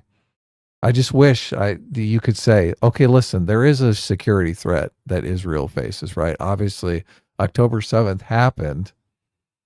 What do you suggest you do about the security threat? Nothing. They got fucking nothing. People would, as a retort to like the pro-life position, they would say, well, don't you oppose the death penalty? And I always thought that was not a good argument. And conservatives would rightly come back and say, yeah, but that person's like been convicted of a crime. Like, we all accept that you lose some rights when you've committed a heinous, violent crime. But by the way, I oppose the death penalty for other reasons. But, you know, like, but this is such a good response. Like, how do you claim to be the pro-life party and you are unaffected by the fact that there are children dying? I'm sorry. And then the same people who are pro-life advocates will say, well, what's your plan for eliminating Hamas? And it's like, wait, so now I have to have a plan? I can't just be opposed to the intentional killing of babies? Anyway. Look, he just says it. He just says it right out. What? I have to have a plan? Of course I don't have a plan. Yeah, I'm somewhat sympathetic, but at the same time, it's like, yeah, I mean, I think Israel's going too far and has been going too far for a while now. But it is annoying to me. This is why I can't take Dave Smith or a lot of people seriously. Is that from day one?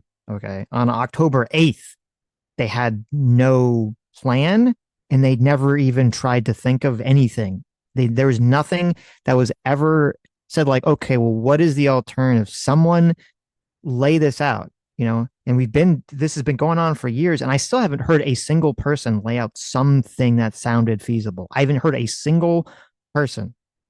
No one could get together. No one could get together at any point in this entire conflict on their side that could scrap together something, some sort of rhetoric, some sort of argument that would make sense to people, some alternative, something. It's not their side though. They're not on the side of the Palestinian people. They just want to bitch about it. That's the side I'm talking about. I'm talking about I want to, shit on Israel side. Yeah. Go ahead, shit on Israel. But I do want to know, and this is, even I said this like when October 7th, right after it happened. And I said, where is the military analysis of how Israel could, defeat Hamas in a way that's far more humane and doesn't cause so much catastrophic collateral damage. Least amount of collateral damage. Right. Yeah. Both in just the absolute horrible killing of innocent civilians and also just literally flattening the entire country because they're just doing ethnic cleansing now, which is what, became apparent a while ago. What is the military alternative? What would that look like? And just no one gives a fuck. No one cares at all. They just say, no, I just say it's bad. It's evil. I'm not going to say any possible alternatives whatsoever. Just eat shit. It's sad, but ethnic cleansing is going to solve the security threat. Well, that is true. It is. It ultimately is going to solve the security threat. Right. Yeah, it's horrible, but what's the alternative, Dave? Give us your plan. No, I just want to complain about your plan. Right. But look, I mean, as I was saying the other day with Tucker, you have Ben Shapiro, who made his career opposing identity politics as a proud Zionist. You have people like I guess the plan really is Hamas surrenders power. If that happened, then obviously there'd be no need for ethnic cleansing, right? Yeah, but the question is, how do you that's not a plan, Dave that's Smith an is idea, a goal, right? A dream, a pipe dream. Yes, yeah. Right. Yeah. Dave Smith is never gonna suggest that because obviously he lives in this world where Hamas is fighting the oppressors. I don't know if it's right. I mean, I don't know. Obviously Ben Shapiro's identity and the fact that he's very religiously Jewish affects his view on Israel and everything. Yeah, he's identitarian. He's woke, yes. right? It does seem weird to me though. I don't think you can say that, oh, if you're a Zionist, that is, you're in favor of Israel being able to exist as Israel, that's an identity politics issue.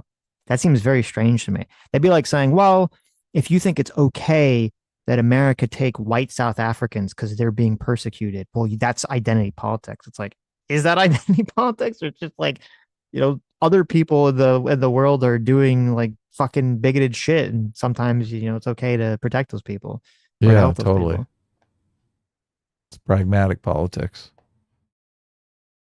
Ron DeSantis, who made his name as being the anti-woke guy, but then as soon as the question of Israel comes up, it's oh my God, these college kids and their hurt feelings. And so all of it is just, and look, it also is very strange too, This is the Israel derangement syndrome hitting Dave Smith here.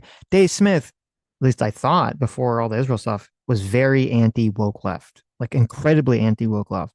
And obviously all the same blue-haired woke, bullshit that has been shoved through, the colleges, it's all 100% alignment with all the, anti-Israel stuff. Totally. And yeah. if you can get that shit out of college, any means necessary, right? If you have to do it through, the getting rid of through the anti, the Hamas terrorism support and all this other shit, be my guest. But because it's tied into Israel, it's interesting for Dave. That all goes out the window, and he's like, "Oh, how dare you attack the woke left taking over colleges?" This is like getting Al Capone on his taxes, right? We're just going to get him on this stuff. Exactly. We're going to use woke to get them. Yeah, yeah.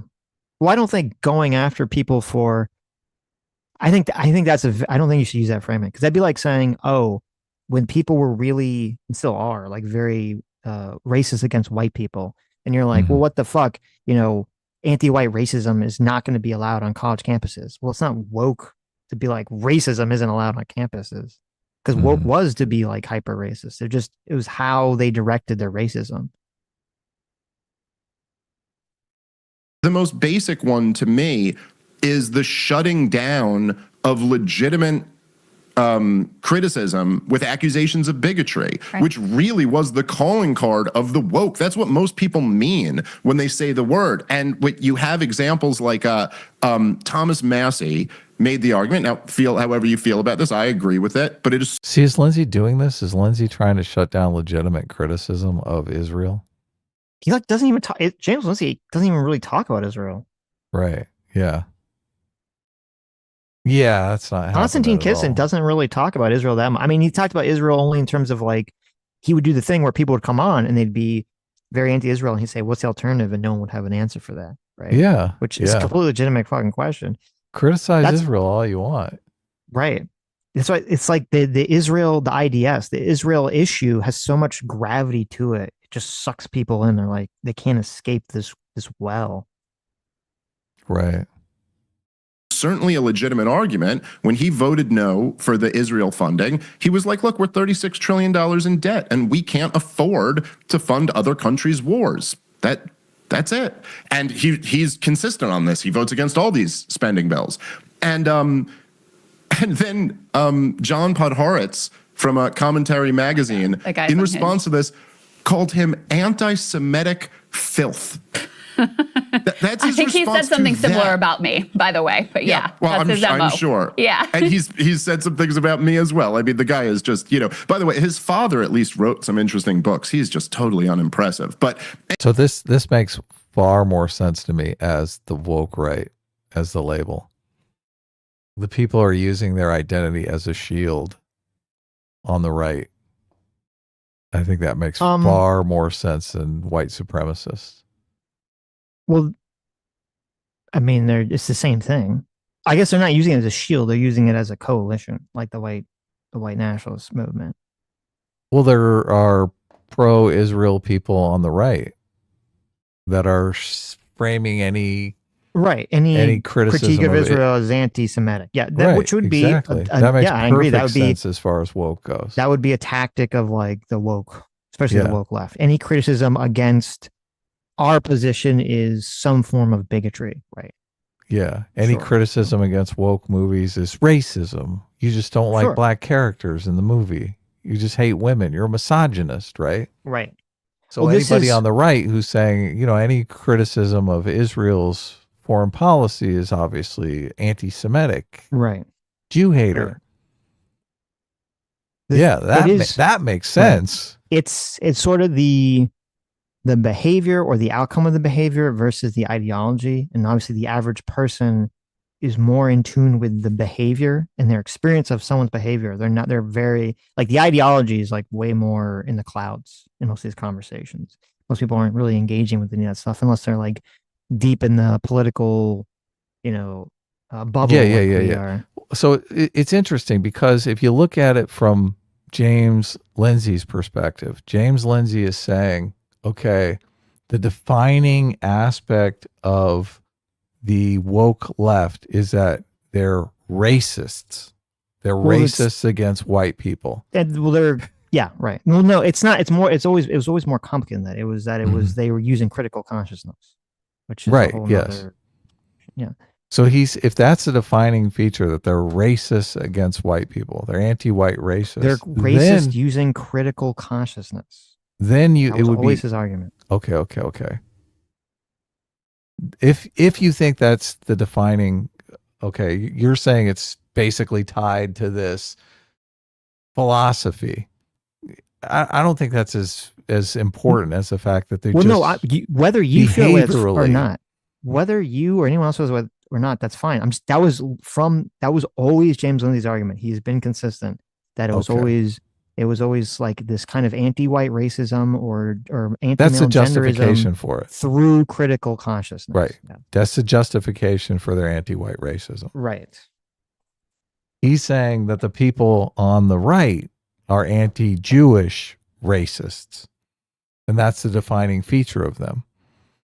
But it gets completely mixed up when someone is a progressive and they see the woke people as something completely different. They see them as hypersensitive about microaggressions, and they think they see racism everywhere in the world. Mm-hmm. So if you think that's a defining aspect of woke people on the left, then you look at the woke right completely differently. It's a completely different group. It's these conservatives that take any criticism of Israel as anti-Semitism. Yeah, I understand. That's the huge difference. I get it. Yeah. Yeah. And we'll see if it all plays out that way, because the logic to what you're saying makes perfect sense. So far, what we have seen though is just the identitarian far right gets super butthurt about the woke right label and has been trying to fight against it tooth and nail. And we'll see if it'll be interesting if there's some bizarre alignment between the far left and the far right now, calling the middle woke right. That'd be very fascinating. Who was the guy that did the woke versus racist skit where the Ryan woke Long. Ryan Long, yeah. So really the situation is, who do you empathize in that skit? Who do you think in that skit is the woke one? Right? Right. But even though there is a massive amount of overlap. That skit, which was like years ago, I think. Yeah. That is like the perfect encapsulation of what James Lindsay has been trying to, and all these other people have been pointing to the woke right. They're saying, no, you guys are actually like the same. You just mad libs the groups that you feel about differently. Right. And that skit was like the perfect encapsulation of that. And part of the reason that skit took off was because everyone felt it to be so intrinsically true. Well, and it highlighted a giant hypocrisy, right? Yes, obviously, the woke people are supposed to be anti-racist. So, yes. But they just turn out to be anti-white racists. Mm-hmm. Anyway, but so you have in this moment when wait, hold on. Let's just look at this for 1 second here. When me and Brad first met, I didn't think we'd get along, but turns out we kind of agree on everything. Your racial identity is the most important thing. Everything should be looked at through the lens of race. Jinx, you owe me a Coke. See? See? Exactly. It's perfect. No, I totally agree. Right. But let's go ahead and get to this. Mm-hmm.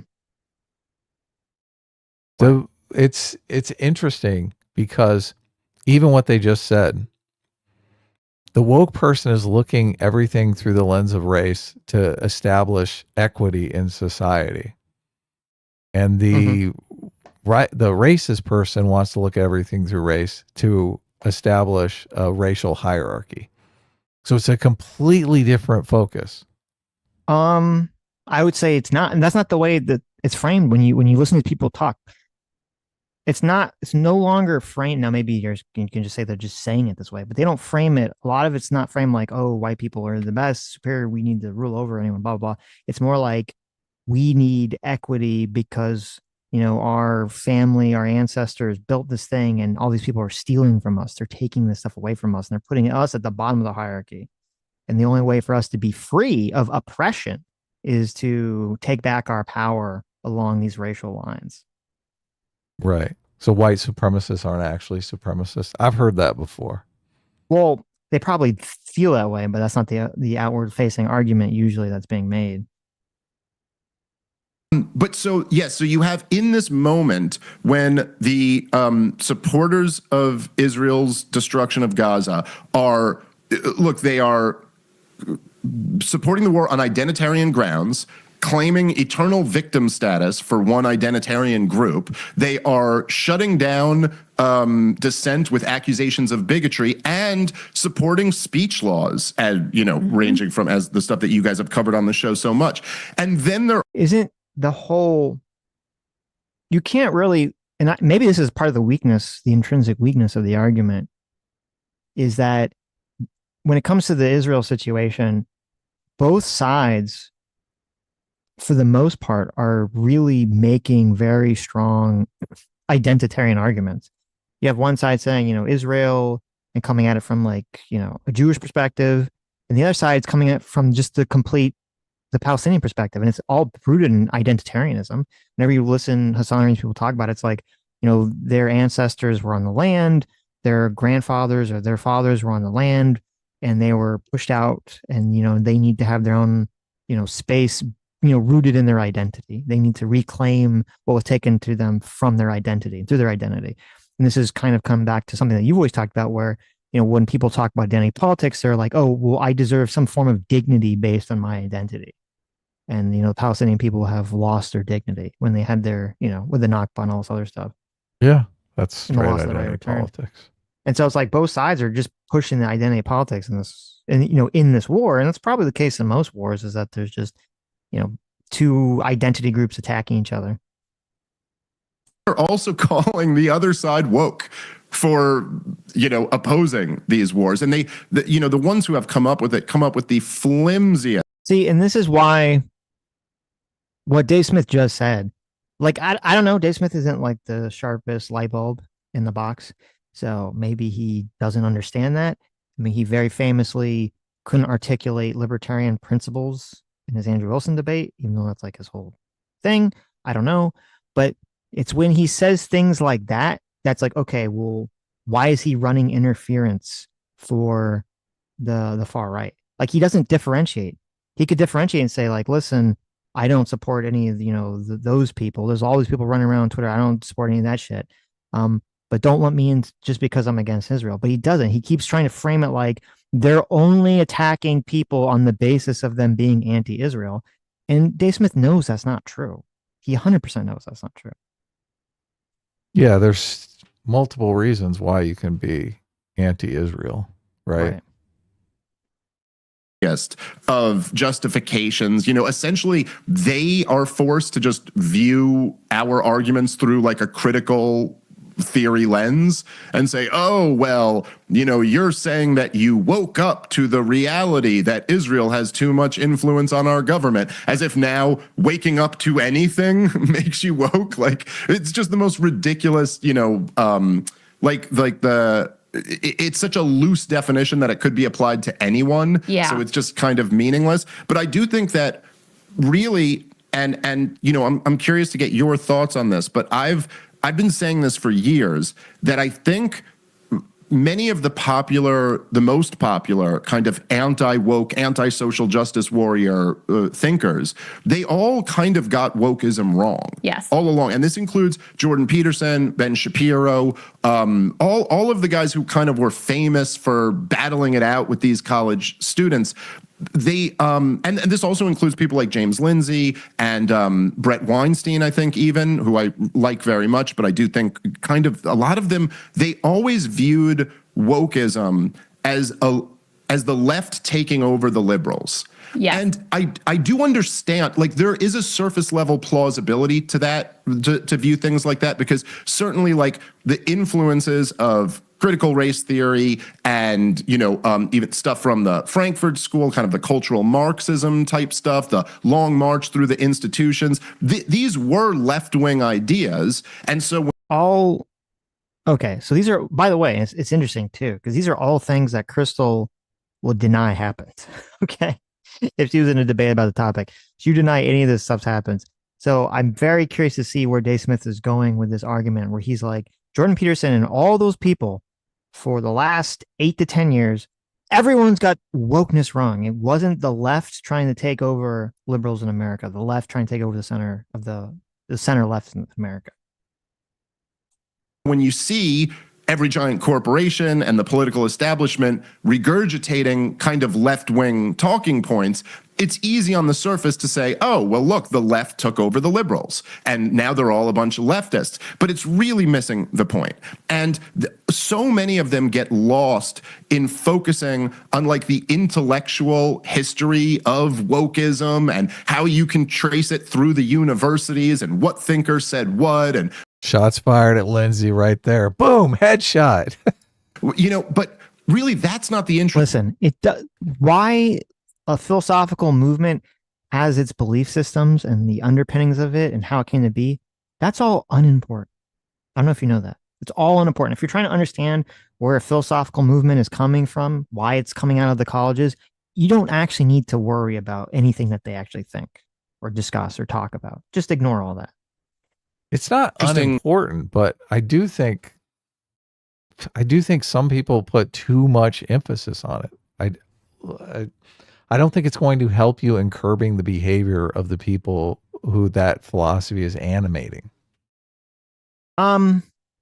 It's not going to help you curb the people that have bought into it, maybe, but it would if people would have actually woken up to it.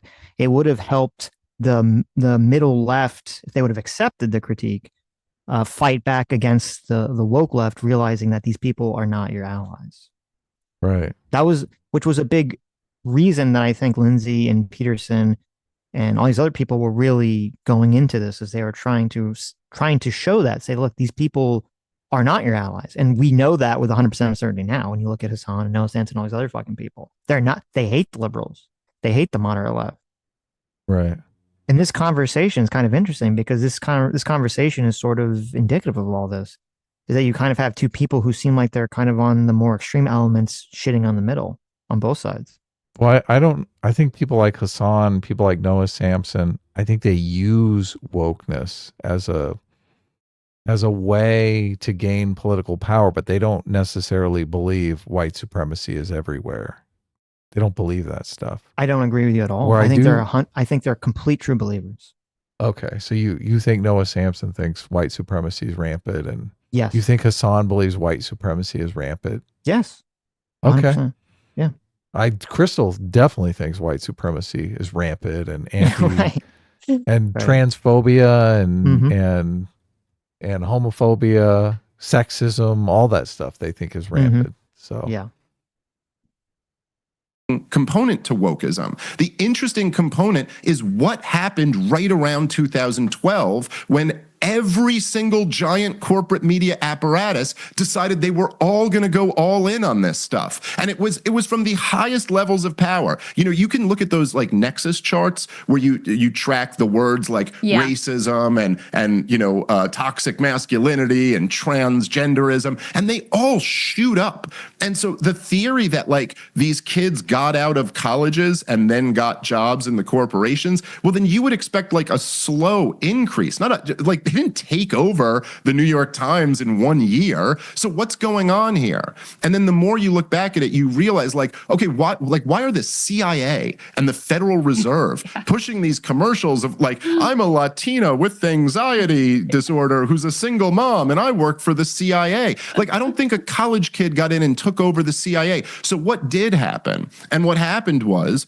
after Barack Obama won his historic campaign in 2008 on the promise of ending the wars and closing Guantanamo Bay and repealing the George W. Bush era catastrophe, he went the other direction and expanded it.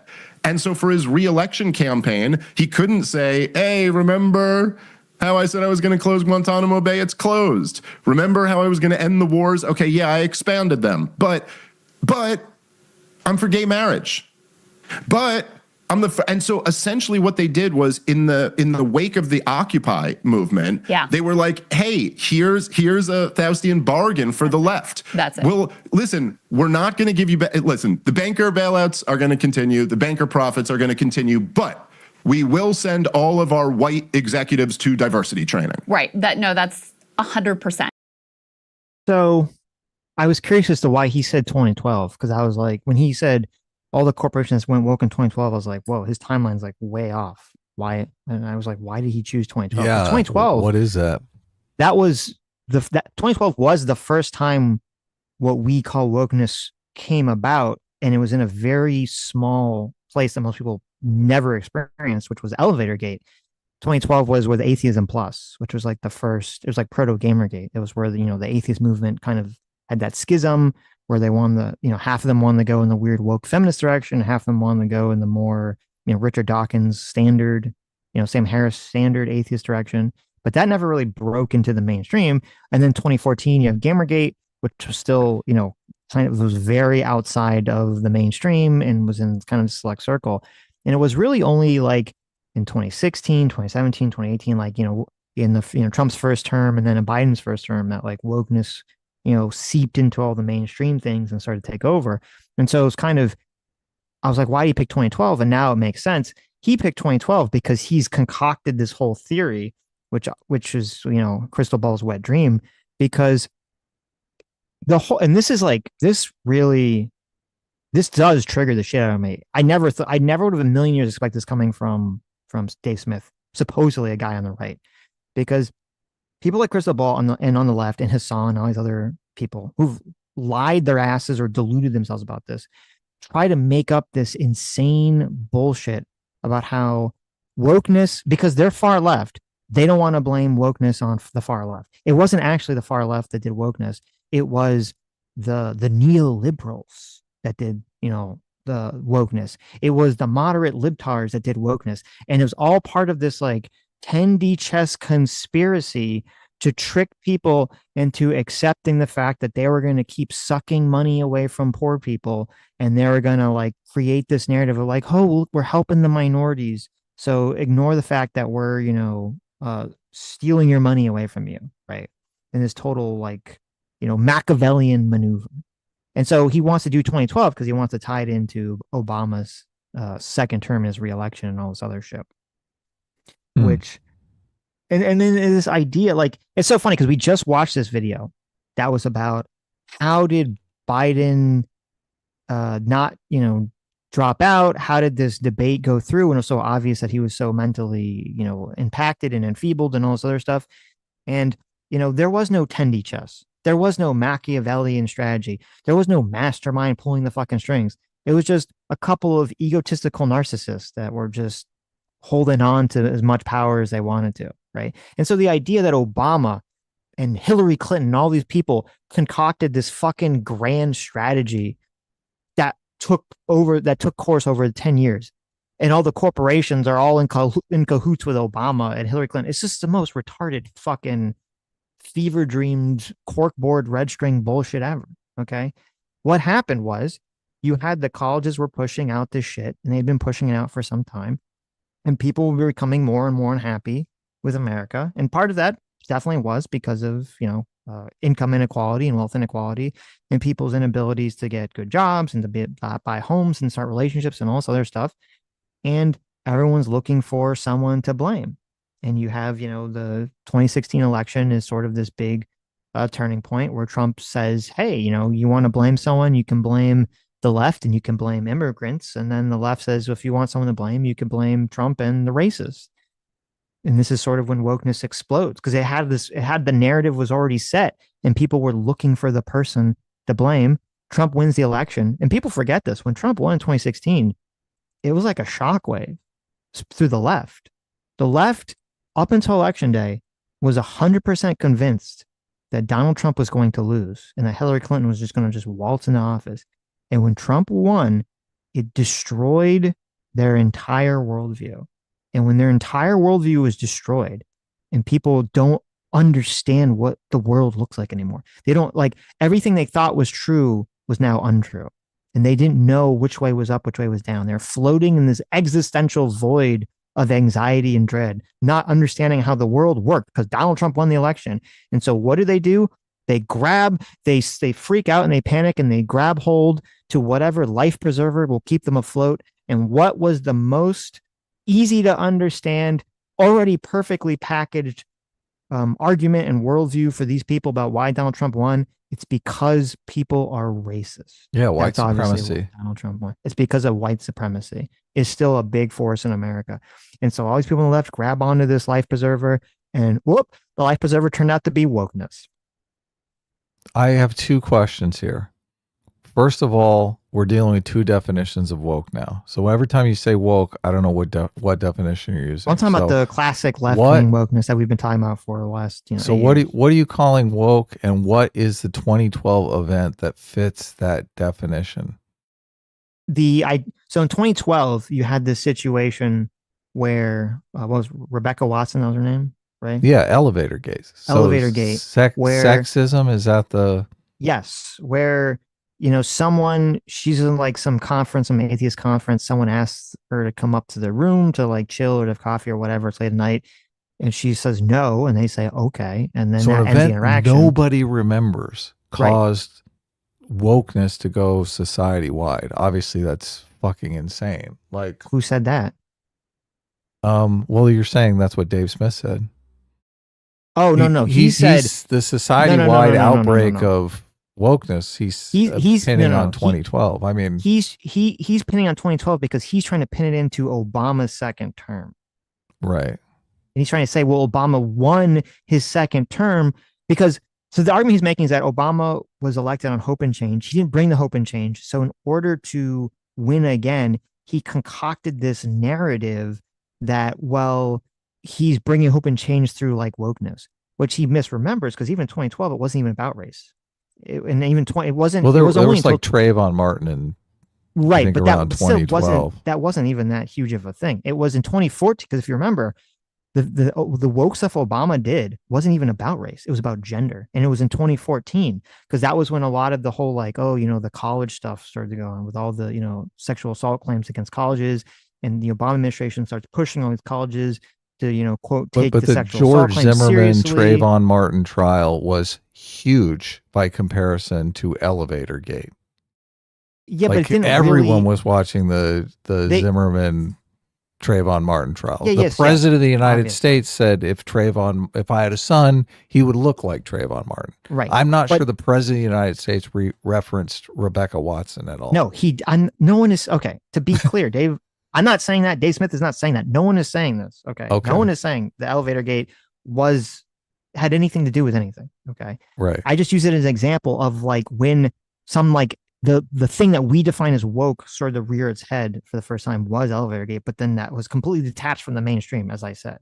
Okay. Right. Okay. And the Trayvon Martin thing, well, yeah, it was a big deal. Everyone talked about it. I'm in fucking Florida. People talked about it. People were watching the case. Fuck whatever. yeah. But it wasn't like BLM. It didn't have some sort of like, I mean, I guess that was technically the start of BLM, but it wasn't like the George Floyd thing. It wasn't even like, the hands up guy, right? Yeah. It didn't really have like a lot of people talked about it, but it didn't really like have some crazy cultural impact on the country.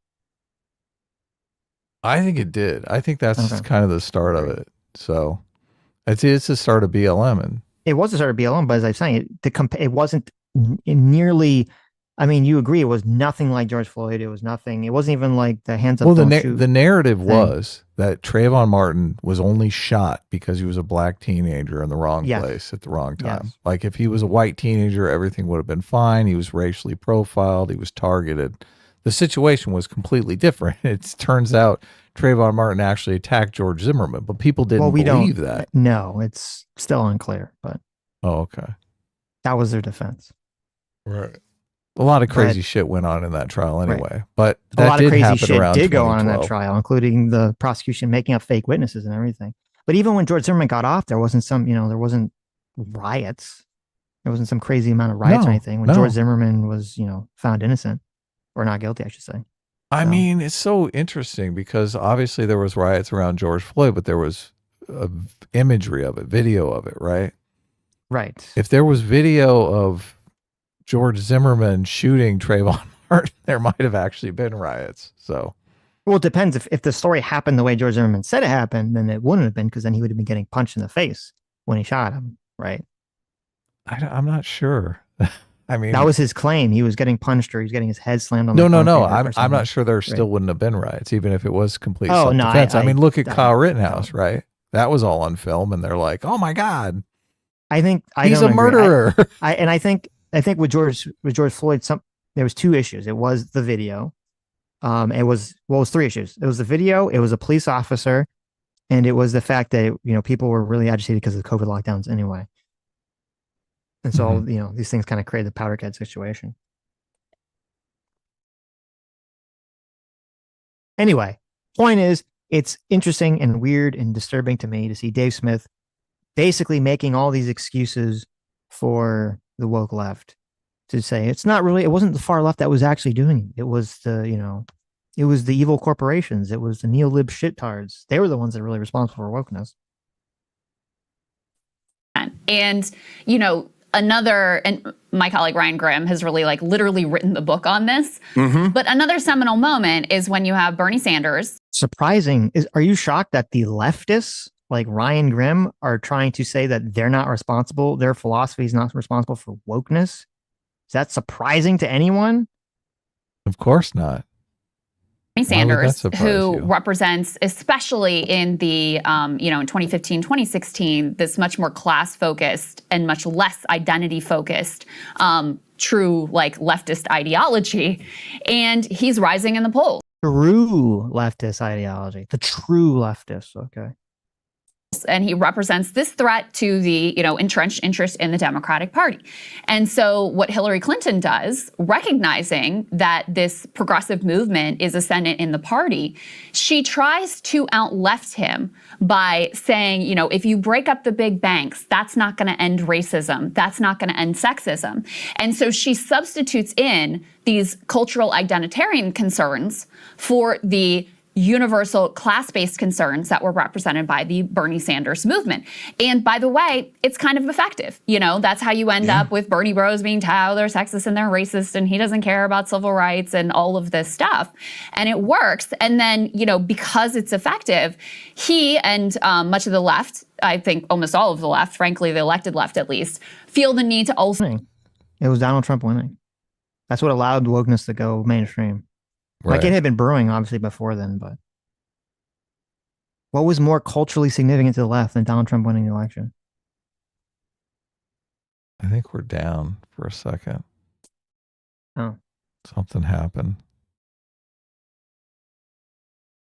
Just hold that thought. It's the woke mind virus got us. Well, it said it reconnected, but I'm still showing it 0. And there's a bunch of F's in the chat. Mm-hmm. Okay. Came back. Hey now, we're back. Not sure what the fuck happened there. Hillary Clinton, she's like, they're going to tell the secret about me, how I started wokeness to gain power. She called YouTube and she shut down the stream. Right. What were you saying? You were making a great point too. Always happens. You said that there had to be some massive culturally significant moment that really sparked off wokeness. And I said, what was more culturally significant and large moment to the left than Donald Trump winning his first term? That was the moment. Right. Yeah. Well, no, I think I'm not sure the Donald Trump thing would have been as big an impact if it wasn't for the Trayvon Martin situation. It seems like there was this brewing sentiment about racism and sexism and homophobia. There's always a brewing sentiment of everything at all times in society. Mm-hmm. There's always, people really need to understand this. At every time, that scene in Men in Black, the first Men in Black, where Will Smith is trying to get the alien and he's shooting him with the noisy cricket and he's blowing up all these cars and all these parts of the city. And then Tommy Lee Jones is like, what the fuck are you doing? You're you're showing our cover. And he's like, there's some giant UFO that's going to blow up Earth. We don't have time for this. And he's like, there's always a giant UFO that's going to blow up Earth. It's always there. And the only thing that keeps people happy is that they don't know about it. Right. Yeah. I don't think that's the case with this. That is the case with this stuff. That's exactly the case. There's always radical groups at all times in our society, on the far left, on the far right. All the craziest fucking people are always existing at the edges of our society, and they're always pulling and putting pressure on things. They're always trying to pull things in their direction. Yeah, but now, they need to have the numbers, and they don't right. always Hold on. have the numbers. You're correct. You're correct. So, Right. but in your analogy, they always have the numbers. No, I know. I'm just using and the there whole. just needs some situation to tip those numbers in that favor. That's not the case. You got to grow the numbers. The Well, hold sentiment on. has to grow. Well, let me finish the thought. Okay. So you have these groups, and they're always pulling. And you're right. Usually these groups, very tiny, very inconsequential, irrelevant to the conversation. But Okay. Trayvon Martin brings some numbers. Exactly. But then you have, something happens in society. Trayvon Martin situation. A lot of people go, "Oh my God, that seemed pretty racist." And then suddenly some Hands up, amount don't of people shoot. Bring some more numbers. right. in. Some people get sucked into the critical race theory side of Right. things. They go, "Oh, maybe this was true because I saw the Trayvon Martin thing." Then boom, hands up, don't shoot. And then more people go, "Oh, okay." Like then Donald Trump wins the election. Oh, then like a lot more people get into it. Oh, the George Floyd thing. Oh, then even more. Like that's the way it works. There's these forces that are always pulling on society, and then certain things happen in society that trigger people to be like, "Oh, maybe what these extremists have been telling me this whole time, maybe it's actually true." But you have in the situation where you have the growing numbers, and these are people that believe white supremacy is everywhere and that we live in a racist, sexist, homophobic society, and 99% of people are racist, sexist, and homophobia, and they're just in the minority, right? Even though it's completely a misunderstanding of the social environment, right? So when Trayvon Martin takes place, maybe you've got 5% of the population that believes that we live in a racist, sexist, homophobic society, right? But the Trayvon Martin thing happens, it's up to 20%, right? Donald Trump is elected, it's up to 40%, right? Right. The George Floyd situation happens, hands up, don't shoot Boom, happens, critical all mass. these things Right. happen, Yes. but it's Right. growing. It's a bottom-up process. So Yes. in yes. the analogy that you're using from Men in Black, it's a constant state with the aliens. Well, I was just okay. You're right. It wasn't the perfect. There's analogy. not. Okay. There's not that I was just talking situation. about the threat. There's always a threat looming. That's There always is a trying to do threat, something. but Yes. it's not a threat as long as they don't have the numbers. It's the growing numbers that make it a threat. All of a sudden, we're sitting around. There's like all these people that believe this crazy fucking nonsense Right. that something can happen. Like if you ask people before Trayvon Martin, how many unarmed black men are wounded in altercations with the police every single year, they probably say, "Oh, I don't know, 50, right?" But then the social environment changed where now you ask people and they're like 10,000 black men are killed, right? That's a substantive difference in the social environment. Right. Well, they would have said that with Michael Brown because Trayvon Martin wasn't killed by a police officer. But, Right. Yes. Right. But no, okay, that's fair. Yeah, it wasn't a perfect analogy, right? But what you did say, you said something that I think was very important, which is you said it's a bottom up process that grows and grows and grows, and then it reaches critical mass. Yeah, And exactly. that's the key element here that I'm trying to draw the distinction is that this is that is how these big movements work. There's a bottom up process that just grow.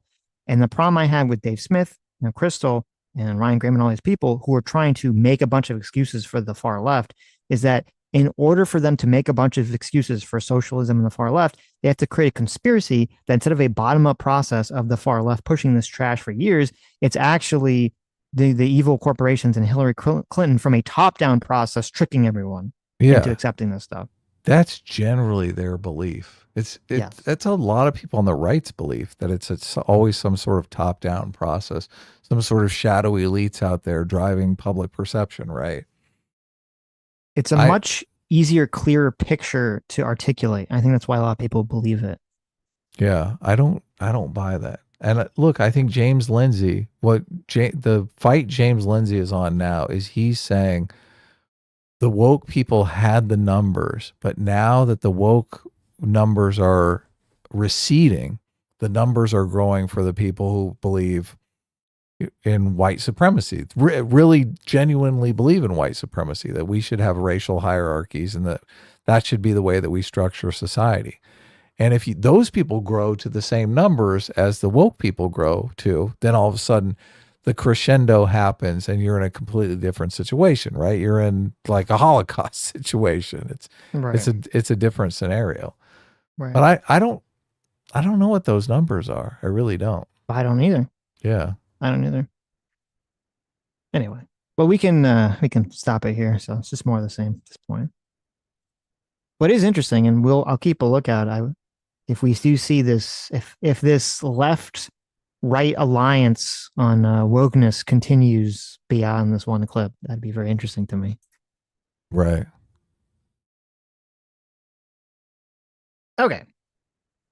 Thanks so much, our Circuit Fire Daddy J-Mac for the $20. Says South Park did an entire episode on the Trayvon Martin thing. I think it did massively impact our society in many ways. Was a catalyst for future incidents. I don't know. I literally lived in Florida. A lot of people talked about it. It was very hard for me to see. And maybe it's just because my brain has been set from like the George Floyd thing, which was so obviously that's such a profound impact, to really perceive the impact that Trayvon Martin had that would be anything close to that level. I mean, I guess it obviously wasn't close to that level, but to really see, like, what was the big fallout? What was the big social impact from Trayvon Martin, do you think? Was it just more people thinking Americans are racist? Or I was watching the trial when it happened. I mean, I don't know. How old were you in 2012? I was old enough. Okay. I was old enough. Okay. I wasn't a kid in 2012. So I'm an old man. All right. So I would have been, I was old enough. I was, because I'd voted for Obama twice. So I was above voting age. I think you were like 18. I mean, you should have been more focused on I would have been in my 20s. I was in my 20s in 2012. But early 20s, right? You were just barely. Sure, I was in my early 20s, but I paid attention to politics my whole life, and so as I said, behind the ears, as I say, I was paying attention to politics. I was paying attention to the trial. But look, when you're 20, you're really focused on a deep other autistic things, right? No, see, I wasn't like you. I was interested in women, but I wasn't so single-mindedly focused on my dick the way you. I watched. I don't think I watched every day of the Trayvon Martin trial, but I did watch some of it, and I was following it very, very closely. Mm-hmm. No, I watched. And I remember when the tape came out of the tape, the voice, him screaming, and he's like, "That's me on the tape." And then he was saying that was me, and then they had some people that are claiming that it was Trayvon, and there was this like dueling, audio experts. I remember all that shit. Right? Yeah. So that's calling attention. People are asking themselves, do we live in a white supremacist nation? Mm-hmm. It's funny. J-Mac Second Fire for the $50. Thank you so much. Says, remember to keep your eyes peeled for the magical Sitch and Adam D&D stream coming soon. That's right. It's maybe next week. I'm not sure. Jay is doing some sort of like putting together a dungeon, right? But is it a dungeon? Because he's putting together a campaign. Okay, a campaign. Yes, like a story, what we're doing, the enemies, all that stuff. But he pitched us some options for different sort of campaigns that are not. I mean, they seem kind of sci-fi, some sci-fi themes. So I don't necessarily know what it's going to be, but I'm promised that I'm going to be able to kill some hobos along the way. So I'm in. Adam wants to kill hobos. Mm-hmm. That's his primary thing. Yeah. If it's hobos in the future, it's 24/70 and I'm going to have to deal with some hobos, I'm going to deal with the hobos, right? Right. If it's the dark ages, I'm still they have hobos then too to deal with. Yep. J-Mac Circuit Fire for $20 says, I was in the Air Force during the trial and the fallout started all the race training that became rampant. Okay, interesting. So maybe that explains, because that'd be why, from my civilian perspective, I was like, I'm not seeing any fallout. And maybe the fallout was all in like government spaces. Is that where maybe that was when like they started doing a lot of the race training bullshit. So, because I also remember, I don't remember what year it was. Oh my God. There was a documentary that came out that was all about sexual assault in the military. that had a huge impact too, probably. And they probably changed a lot of the rules governing gender stuff in the military after that. That was around the same time period, I think. So that would make sense.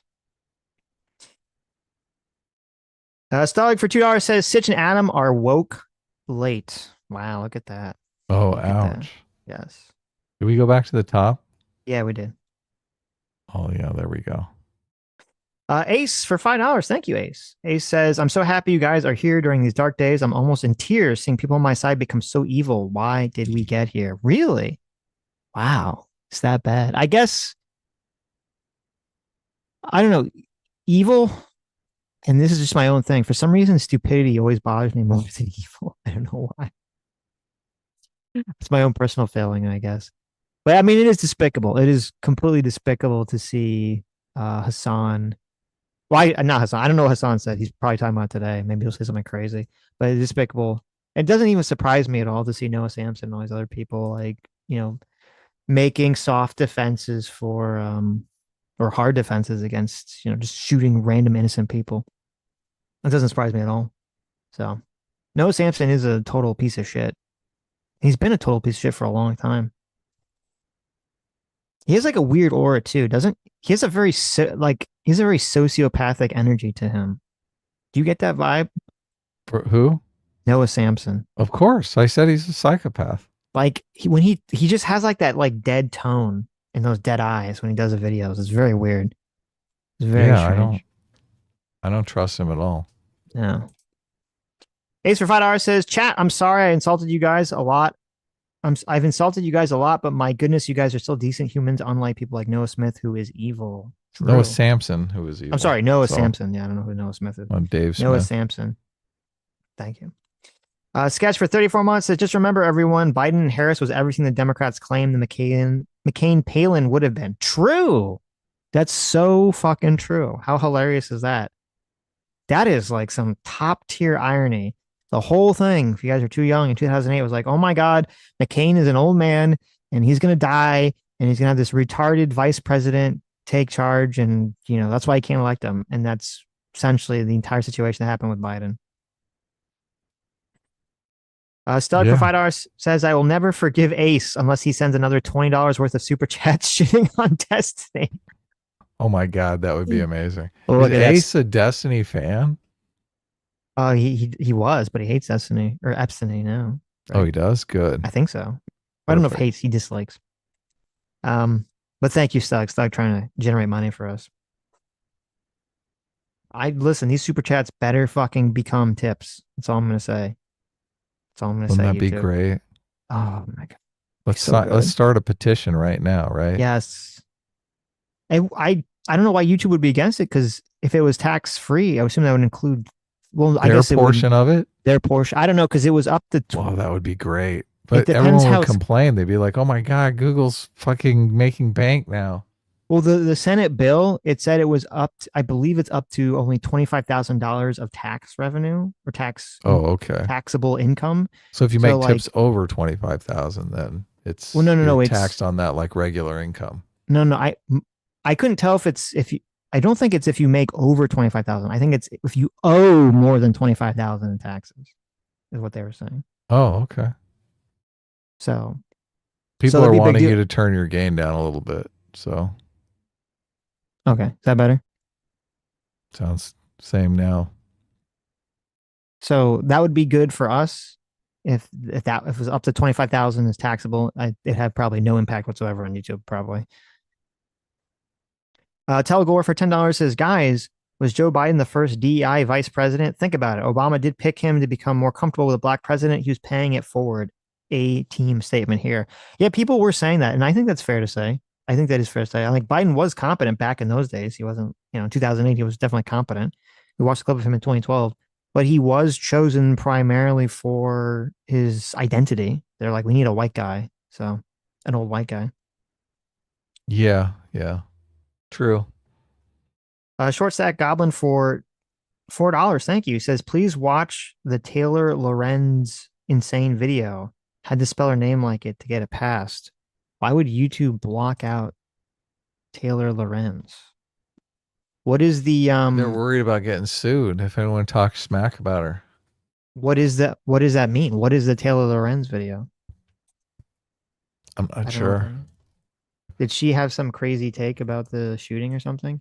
I would normally search on Twitter, but for some reason, my Yeah, Twitter's like and dead today.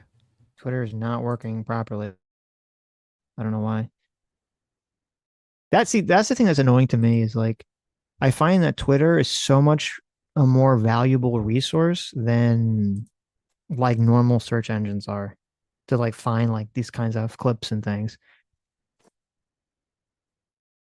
Oh, look at Yeah, this. J-Mac coming in here. what? What? Oh, you don't see it? Well, I'm trying to find the Taylor Lorenz thing. Oh, okay.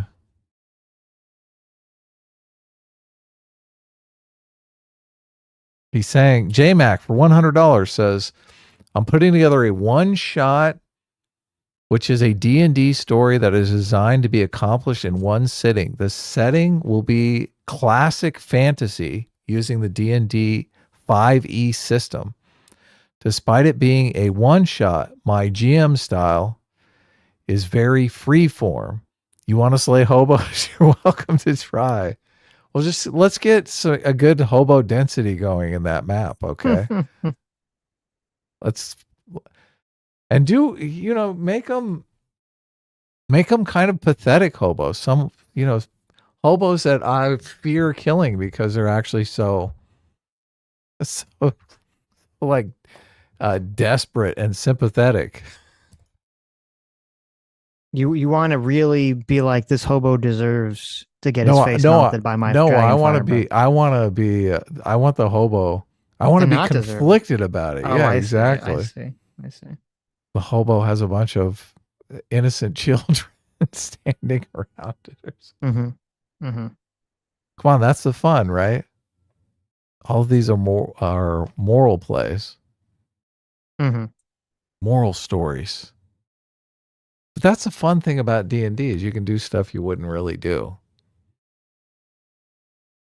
Yes. All right, I'll continue with the super chats.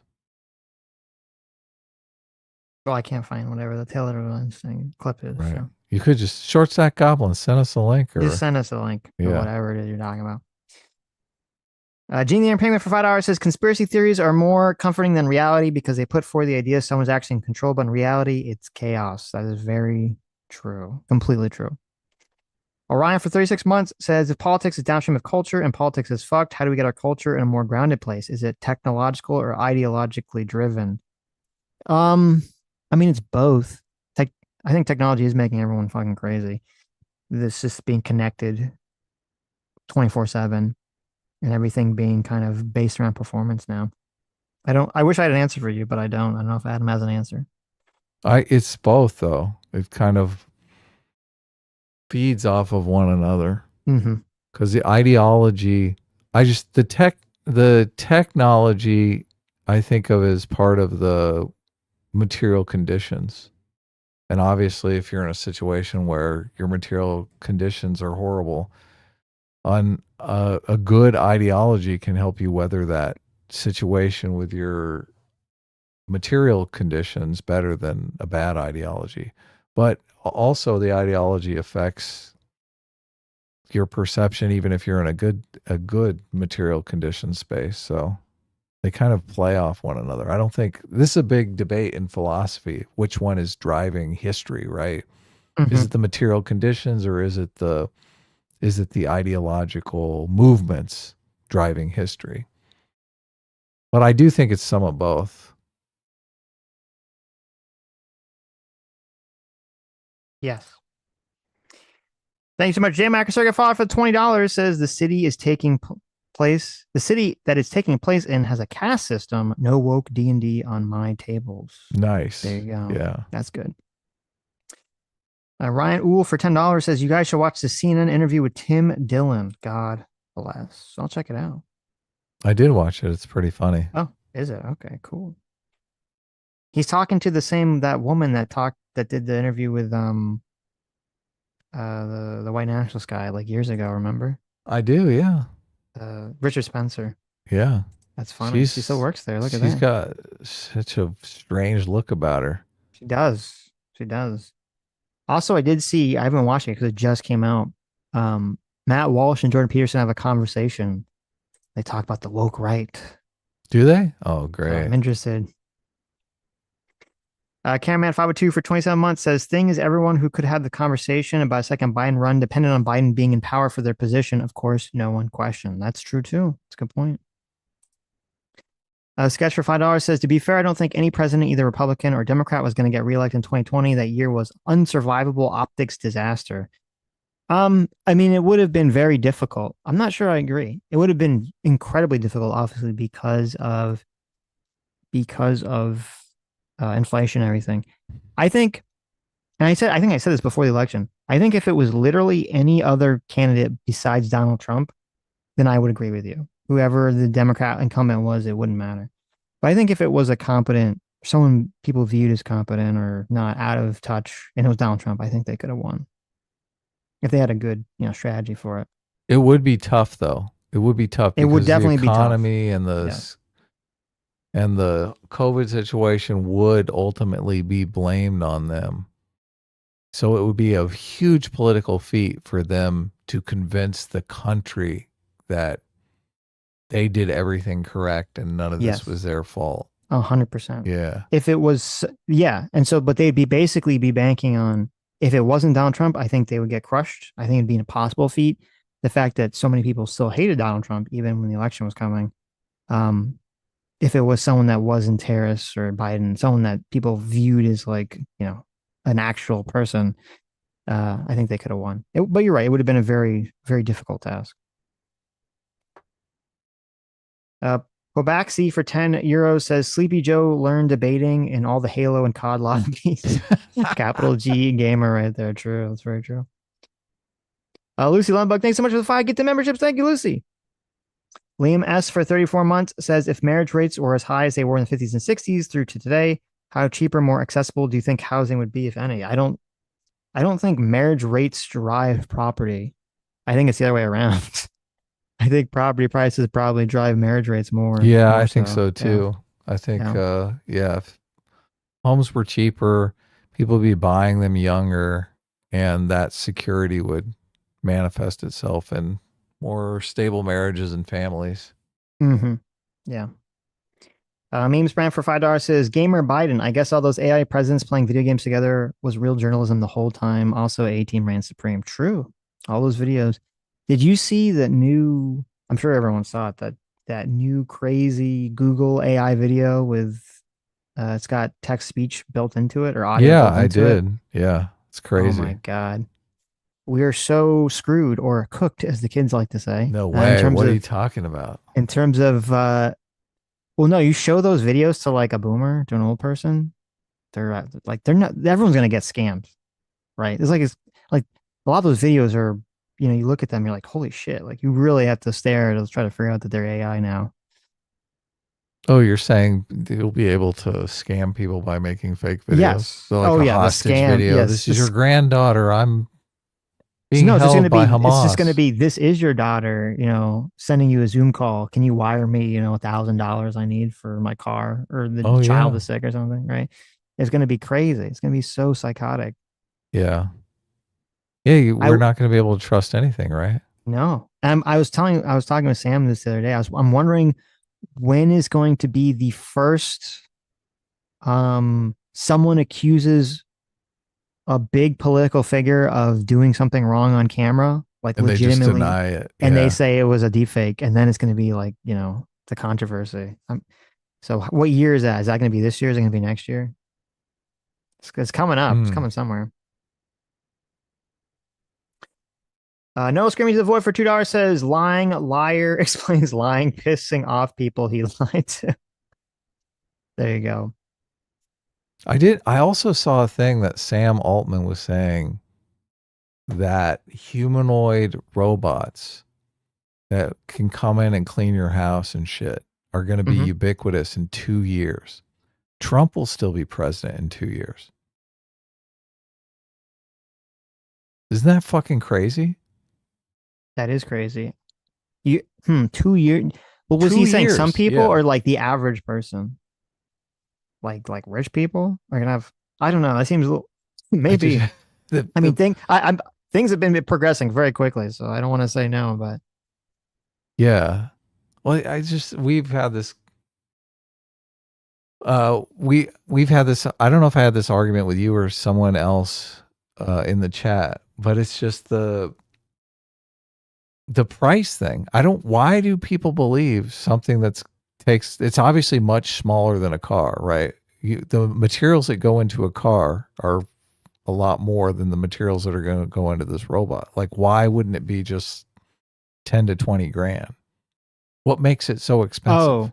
well, I mean, eventually, I don't know what it's going to cost when it first comes out. It's going to be super expensive for the first year. Look, and how expensive was an iPhone when it first came out? It was like very poor people. Poor people Mhm. can afford cars. What they do is they lease them, or they take a loan out. So if Sure. you can get a robot for 20 grand that's going to come in and clean your fucking house and go and do your job at the Starbucks so you can stay home and play video games.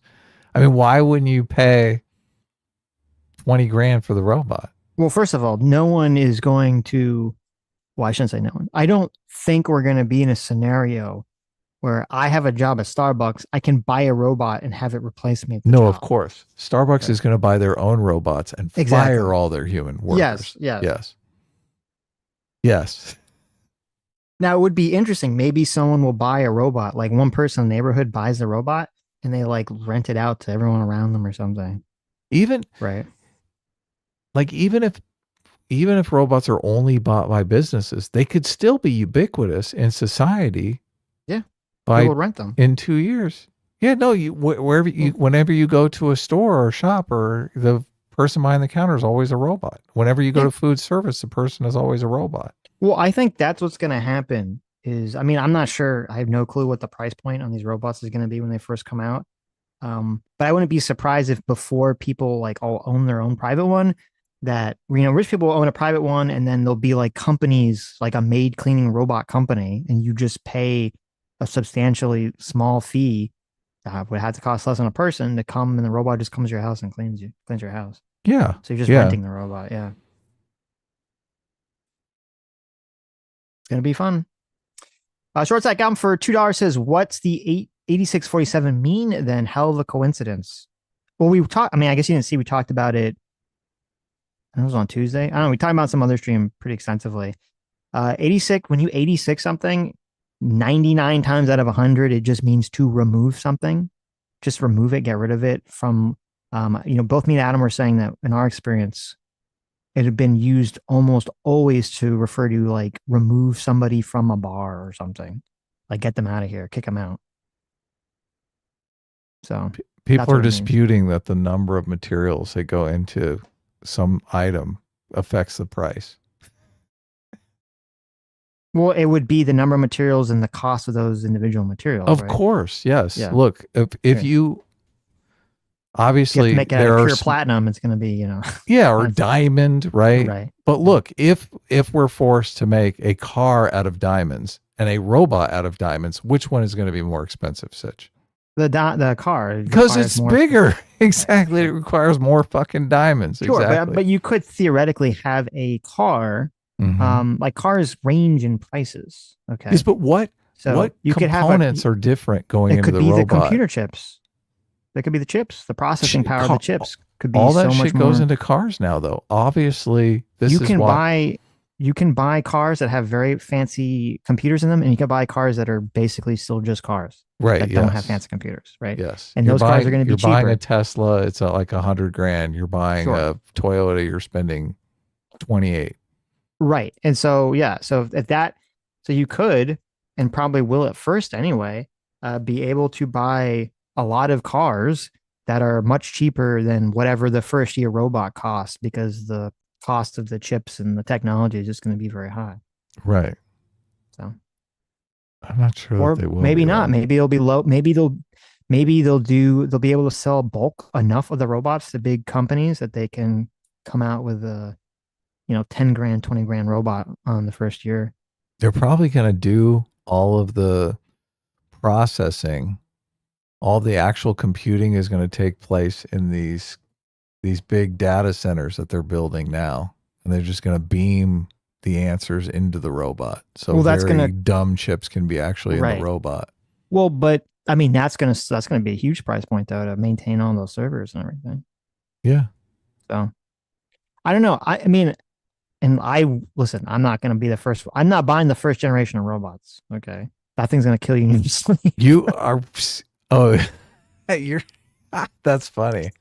I'm gonna let. You're worried about the kill switch. I guess the first time it's in your home. Robot. Okay. I guess the first time that it's in your home and you see, oh wow, this thing can really lift that bookcase, you're gonna be like, holy fucking shit. It doesn't take that much pounds of pressure to crush the throat. Okay. I guess you're right. I guess you're right. Maybe I won't be, because I always thought, oh man, I'm getting one of those immediately. No, I'm gonna let him sit for like a year at the least, right? Let people experiment. And also, they're probably not going to be that like the first generation of technology always sucks anyway. So you can spend all this money on something that's like shitty. Yeah, I don't know. I'm not going to buy it till they come out with the Tifa bots. Fascinating. Okay. But then we'll I mean, get they the already first have generation. those. What are you talking about? Not really. That's the easiest thing. Not really. I'll get the Tifa bot. Sam can get her cloud bot. I She mean, put in a little maid dress. A robot that you can say, oh, go and add an addition onto my house. I mean, that's some value, right? That's what you want. Sure. Go do a bathroom remodel for me. What do you think? Right. People be getting their kitchens remodeled once a year because the robot does everything. Yeah. Well, I mean, yeah, I guess that's true. That'd be interesting. Oh man, that's why the price point is so irrelevant to me. The price point is high on a car because it gets you to work, but the amount of work savings involved in a robot, it's just you completely free up so much of your time. It's pretty astronomical, yeah. Yeah, I guess that's what people are talking about in chat. How are you gonna get the robot to like not commit crimes? That's a good question. Yeah, because people are gonna say, "Go get me groceries, but don't pay." Yeah, exactly. Like, yeah, how's that gonna work? And don't get caught. Right. Ace for $5 says, as an atheist, no, it makes me wish there was a hell to burn it. Oh, that's terrible. Ryan Uhl for $10 says, being on TikTok, still any video I've seen on TikTok about the shooting of the Israel couple has comments saying free Palestine and my sympathy goes out to Palestinian children. Oh, Jesus Christ. Shouldn't be surprising. Thanks, Trump, for not getting rid of TikTok. Oh yeah, China's still working it. Although it's probably, I mean, it's in the culture now. China, even if TikTok stopped, China would still, that would still be happening culture-wide. Sam sent me an article with a sad face, and you know what it is? What is it? It's that the U.S. will stop making pennies next year. Is it really? Yep, finally. No way. They'll finally stop making pennies. Why is she sad about that? I don't know. She likes pennies. I just argue with her. Get rid of pennies, get rid of nickels. We don't need this bullshit. Pennies aren't in date. So, wow. So all the money is going to have to come out. They're going to have to re-engineer cash registers to always come out to 5% to round up. That's what's going to happen. Every business is just going to round up to 5 cents. Well, actually, there was even if you pay with a credit card, it's going to round up. It's we're all gonna get fucked over this penny thing. Well, it's worse than that because CGP Grey did a video about how, I'm trying to, if I remember the exact amount, I think he was saying, if I remember the video correctly, that nickels are actually even more cost and effective than pennies or something. Look, we just need to go to a cashless society. We all need to get our credit card tattooed on our right hand or forehead just so we can pay. Right. Though I would think I guess I don't know. Could you make nickels out of such a material so cheap that it literally costs less than 5 cents to make the nickel. So maybe not. Maybe not. Just make it out of diamond. There you go. Make everything increments of 10, right? Sketch for $5 says Dave Smith is the embodiment of what happens when it stops being a comedy show. That's very true. Joey Hollywood Films for $2 says Adam stopped by my house and destroyed my bathroom. Is this true, Adam? Of course. Okay. I wouldn't lie about something like that. Why would anyone lie? Why did you go to Joey Hollywood Films' house and shit up his bathroom? I was in the neighborhood and I had to drop a load. So what was I going to do? Okay. Wow. Terrible. Terrible. Joey Hollywood Films from their $5 says, I predict Adam will say that's not true, obviously. You're wrong! My last super chat. But he knows what he did. He left the bathroom like Goss. You're wrong, Joey. You're wrong. Your prediction was wrong. There you go. Got him. Of course. Noel Screaming to the Void for $2 says Dave Smith is the Adam ruins everything of the center right. I mean, I agree. Yeah. Except I don't know if I'd call Dave Smith center right, but I agree he is the equivalent. He's loving all of this attention that he's getting over this. He's like, look, I'm the Jewish person criticizing Israel. Invite me on your show. That is interesting. He's complaining about identity politics, and yet he gets to be the anti-Israel Jew on the right. Of course, yeah. I wonder if he's going to have a Dave Chappelle moment sometime soon. Right. Libertarian Sasquatch for $2 says, you guys really can't cover Dave objective. I mean, you have to make an actual argument. I think it's totally insane to me to hear Dave Smith basically giving up basically doing a bunch of hoop jumping for the far right and also creating the perfect justification the socialists have loved about wokeness. Well, I did say I think it's unfair to call him a racist or an identitarian. Well, we both said think that he's in bed with white supremacists or that he's. Yes. I mean, I don't think he's deliberately carrying water for white supremacists. Zero for 22 months says, remember when Biden repeatedly said he was going to cure cancer? Pepperidge Farms remembers. Oh, man. Oh, wow. Why. That's a good point. Maybe that's why. Wow. This is karma, right? No, that's why he wanted to do it. Oh, because he knew he had it coming down the pipe. He's like, spend all the money we can. Cameraman 502 for $10 says 2012 Obama's reelection is the start of wokeness. The left thought they now had permanent majorities and pushed the gas pedal. Mark Andreessen talks about how the switch occurred very suddenly. Well, it's interesting because even if that was the case, it would be a completely different argument than what Dave Smith was saying. It'd be more of saying, oh, we don't think we can lose another election, so now we can like reveal our power level. That wouldn't really make sense to me because then you think, well, then there'd be a backlash in 2016, but that's not what happened. In 2016, the gas pedal went down even harder. So it seemed to contradict that idea. And also, I wouldn't trust Mark Andreessen's egghead, as far as you can throw it. So,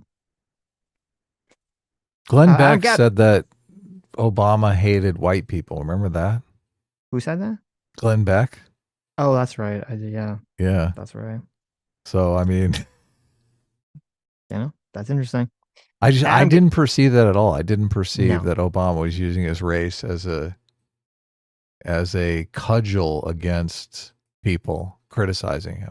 I never thought that. Well, Glenn Beck was, very woke. Adam Gadbaugh for $5 says, you're telling me the last 4 years the country was run by a crackhead and a school teacher? That explains a lot. That's funny. That's hilarious. Hennessy for $5 says, my professor for keywords of social media would not stop talking about Trayvon being murdered in 2018. That's interesting. Only class I failed speaking my mind, A-team. In 2018, that's fascinating. Wow. I wonder what they were like in 2013. Professor for keywords of social media. What is that even? Keywords for social media? That's the name of the class? Professor for keywords of social media. Interesting.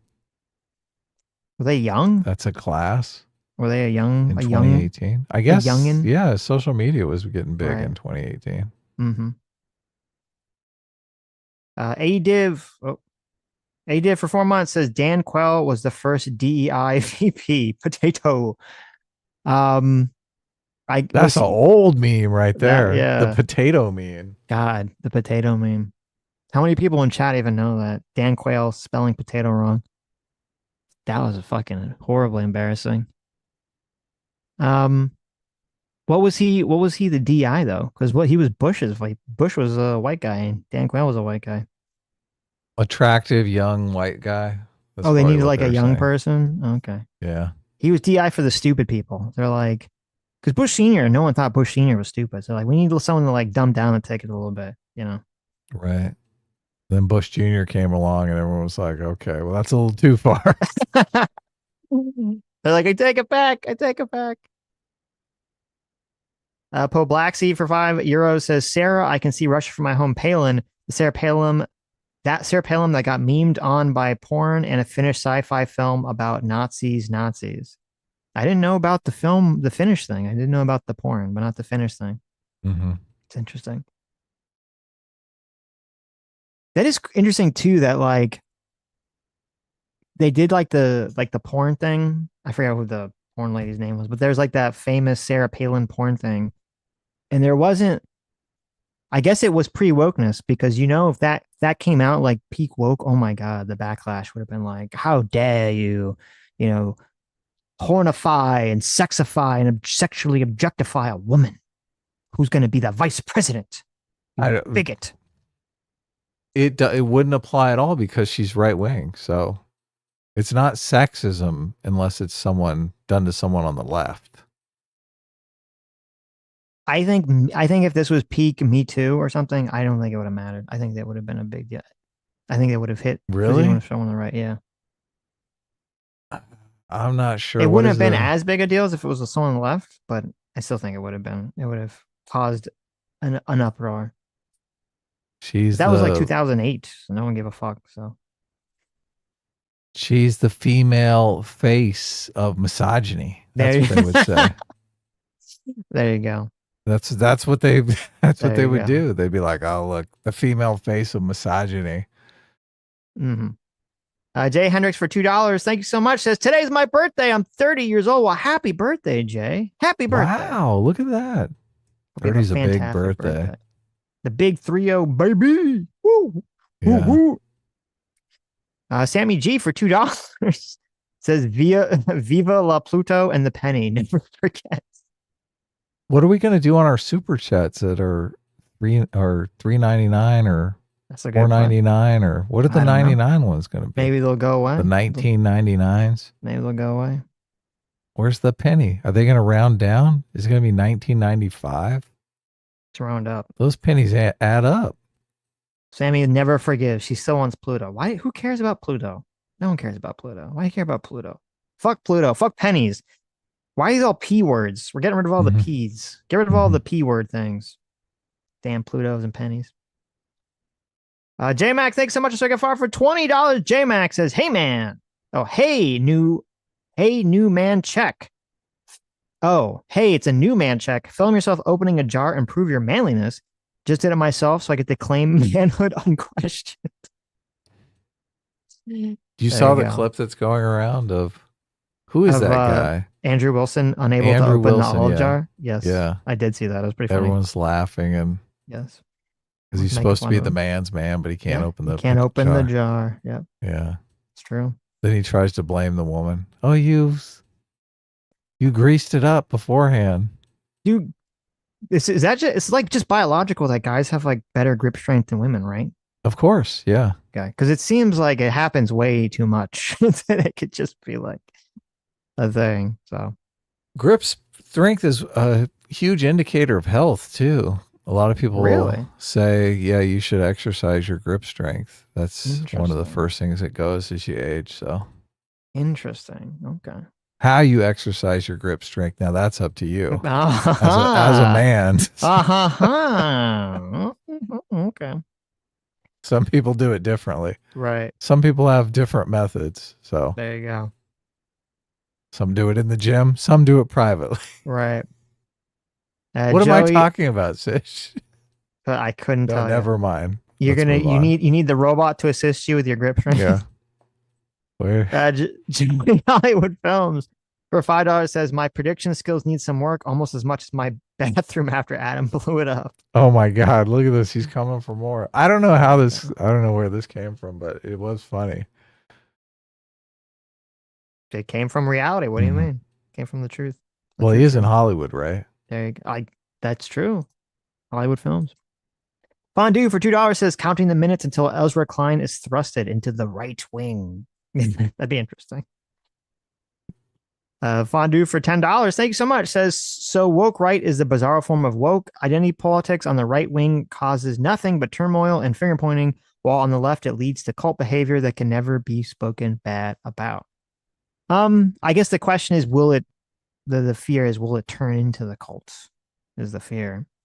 I'm not sure. I'm not sure it has the capacity to do that. So, can you send me a link to whatever you're looking at, and I can try to bring that up on screen too? The Streamlabs? Yeah, because I think if I brought more of the Streamlabs up, we make more money on the Streamlabs. So that's true. It might actually inspire people to Streamlab more. Okay. If I actually brought them up, but I never. You don't have. I never even know what you're looking at. I did. I think I did it. I think I did it one time. Right.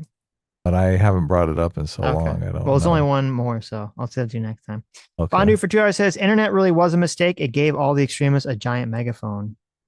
That is true. Mm-hmm. Sad, but true. Anyways. Oh, man.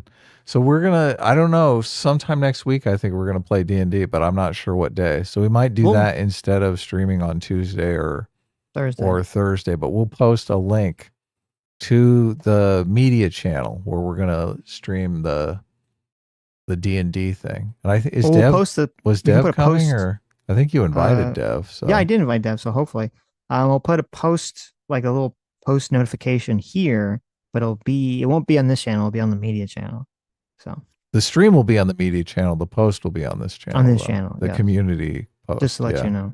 So and Dev said he was going to come too. So I think so. But we don't have a day locked down yet. But we'll get it all worked together. Anyway, thank you guys for coming. Thank you for incredibly generous donations, and we'll see you all Sunday. Take care, everyone. Don't be woke. Don't buy a robot to have sex with.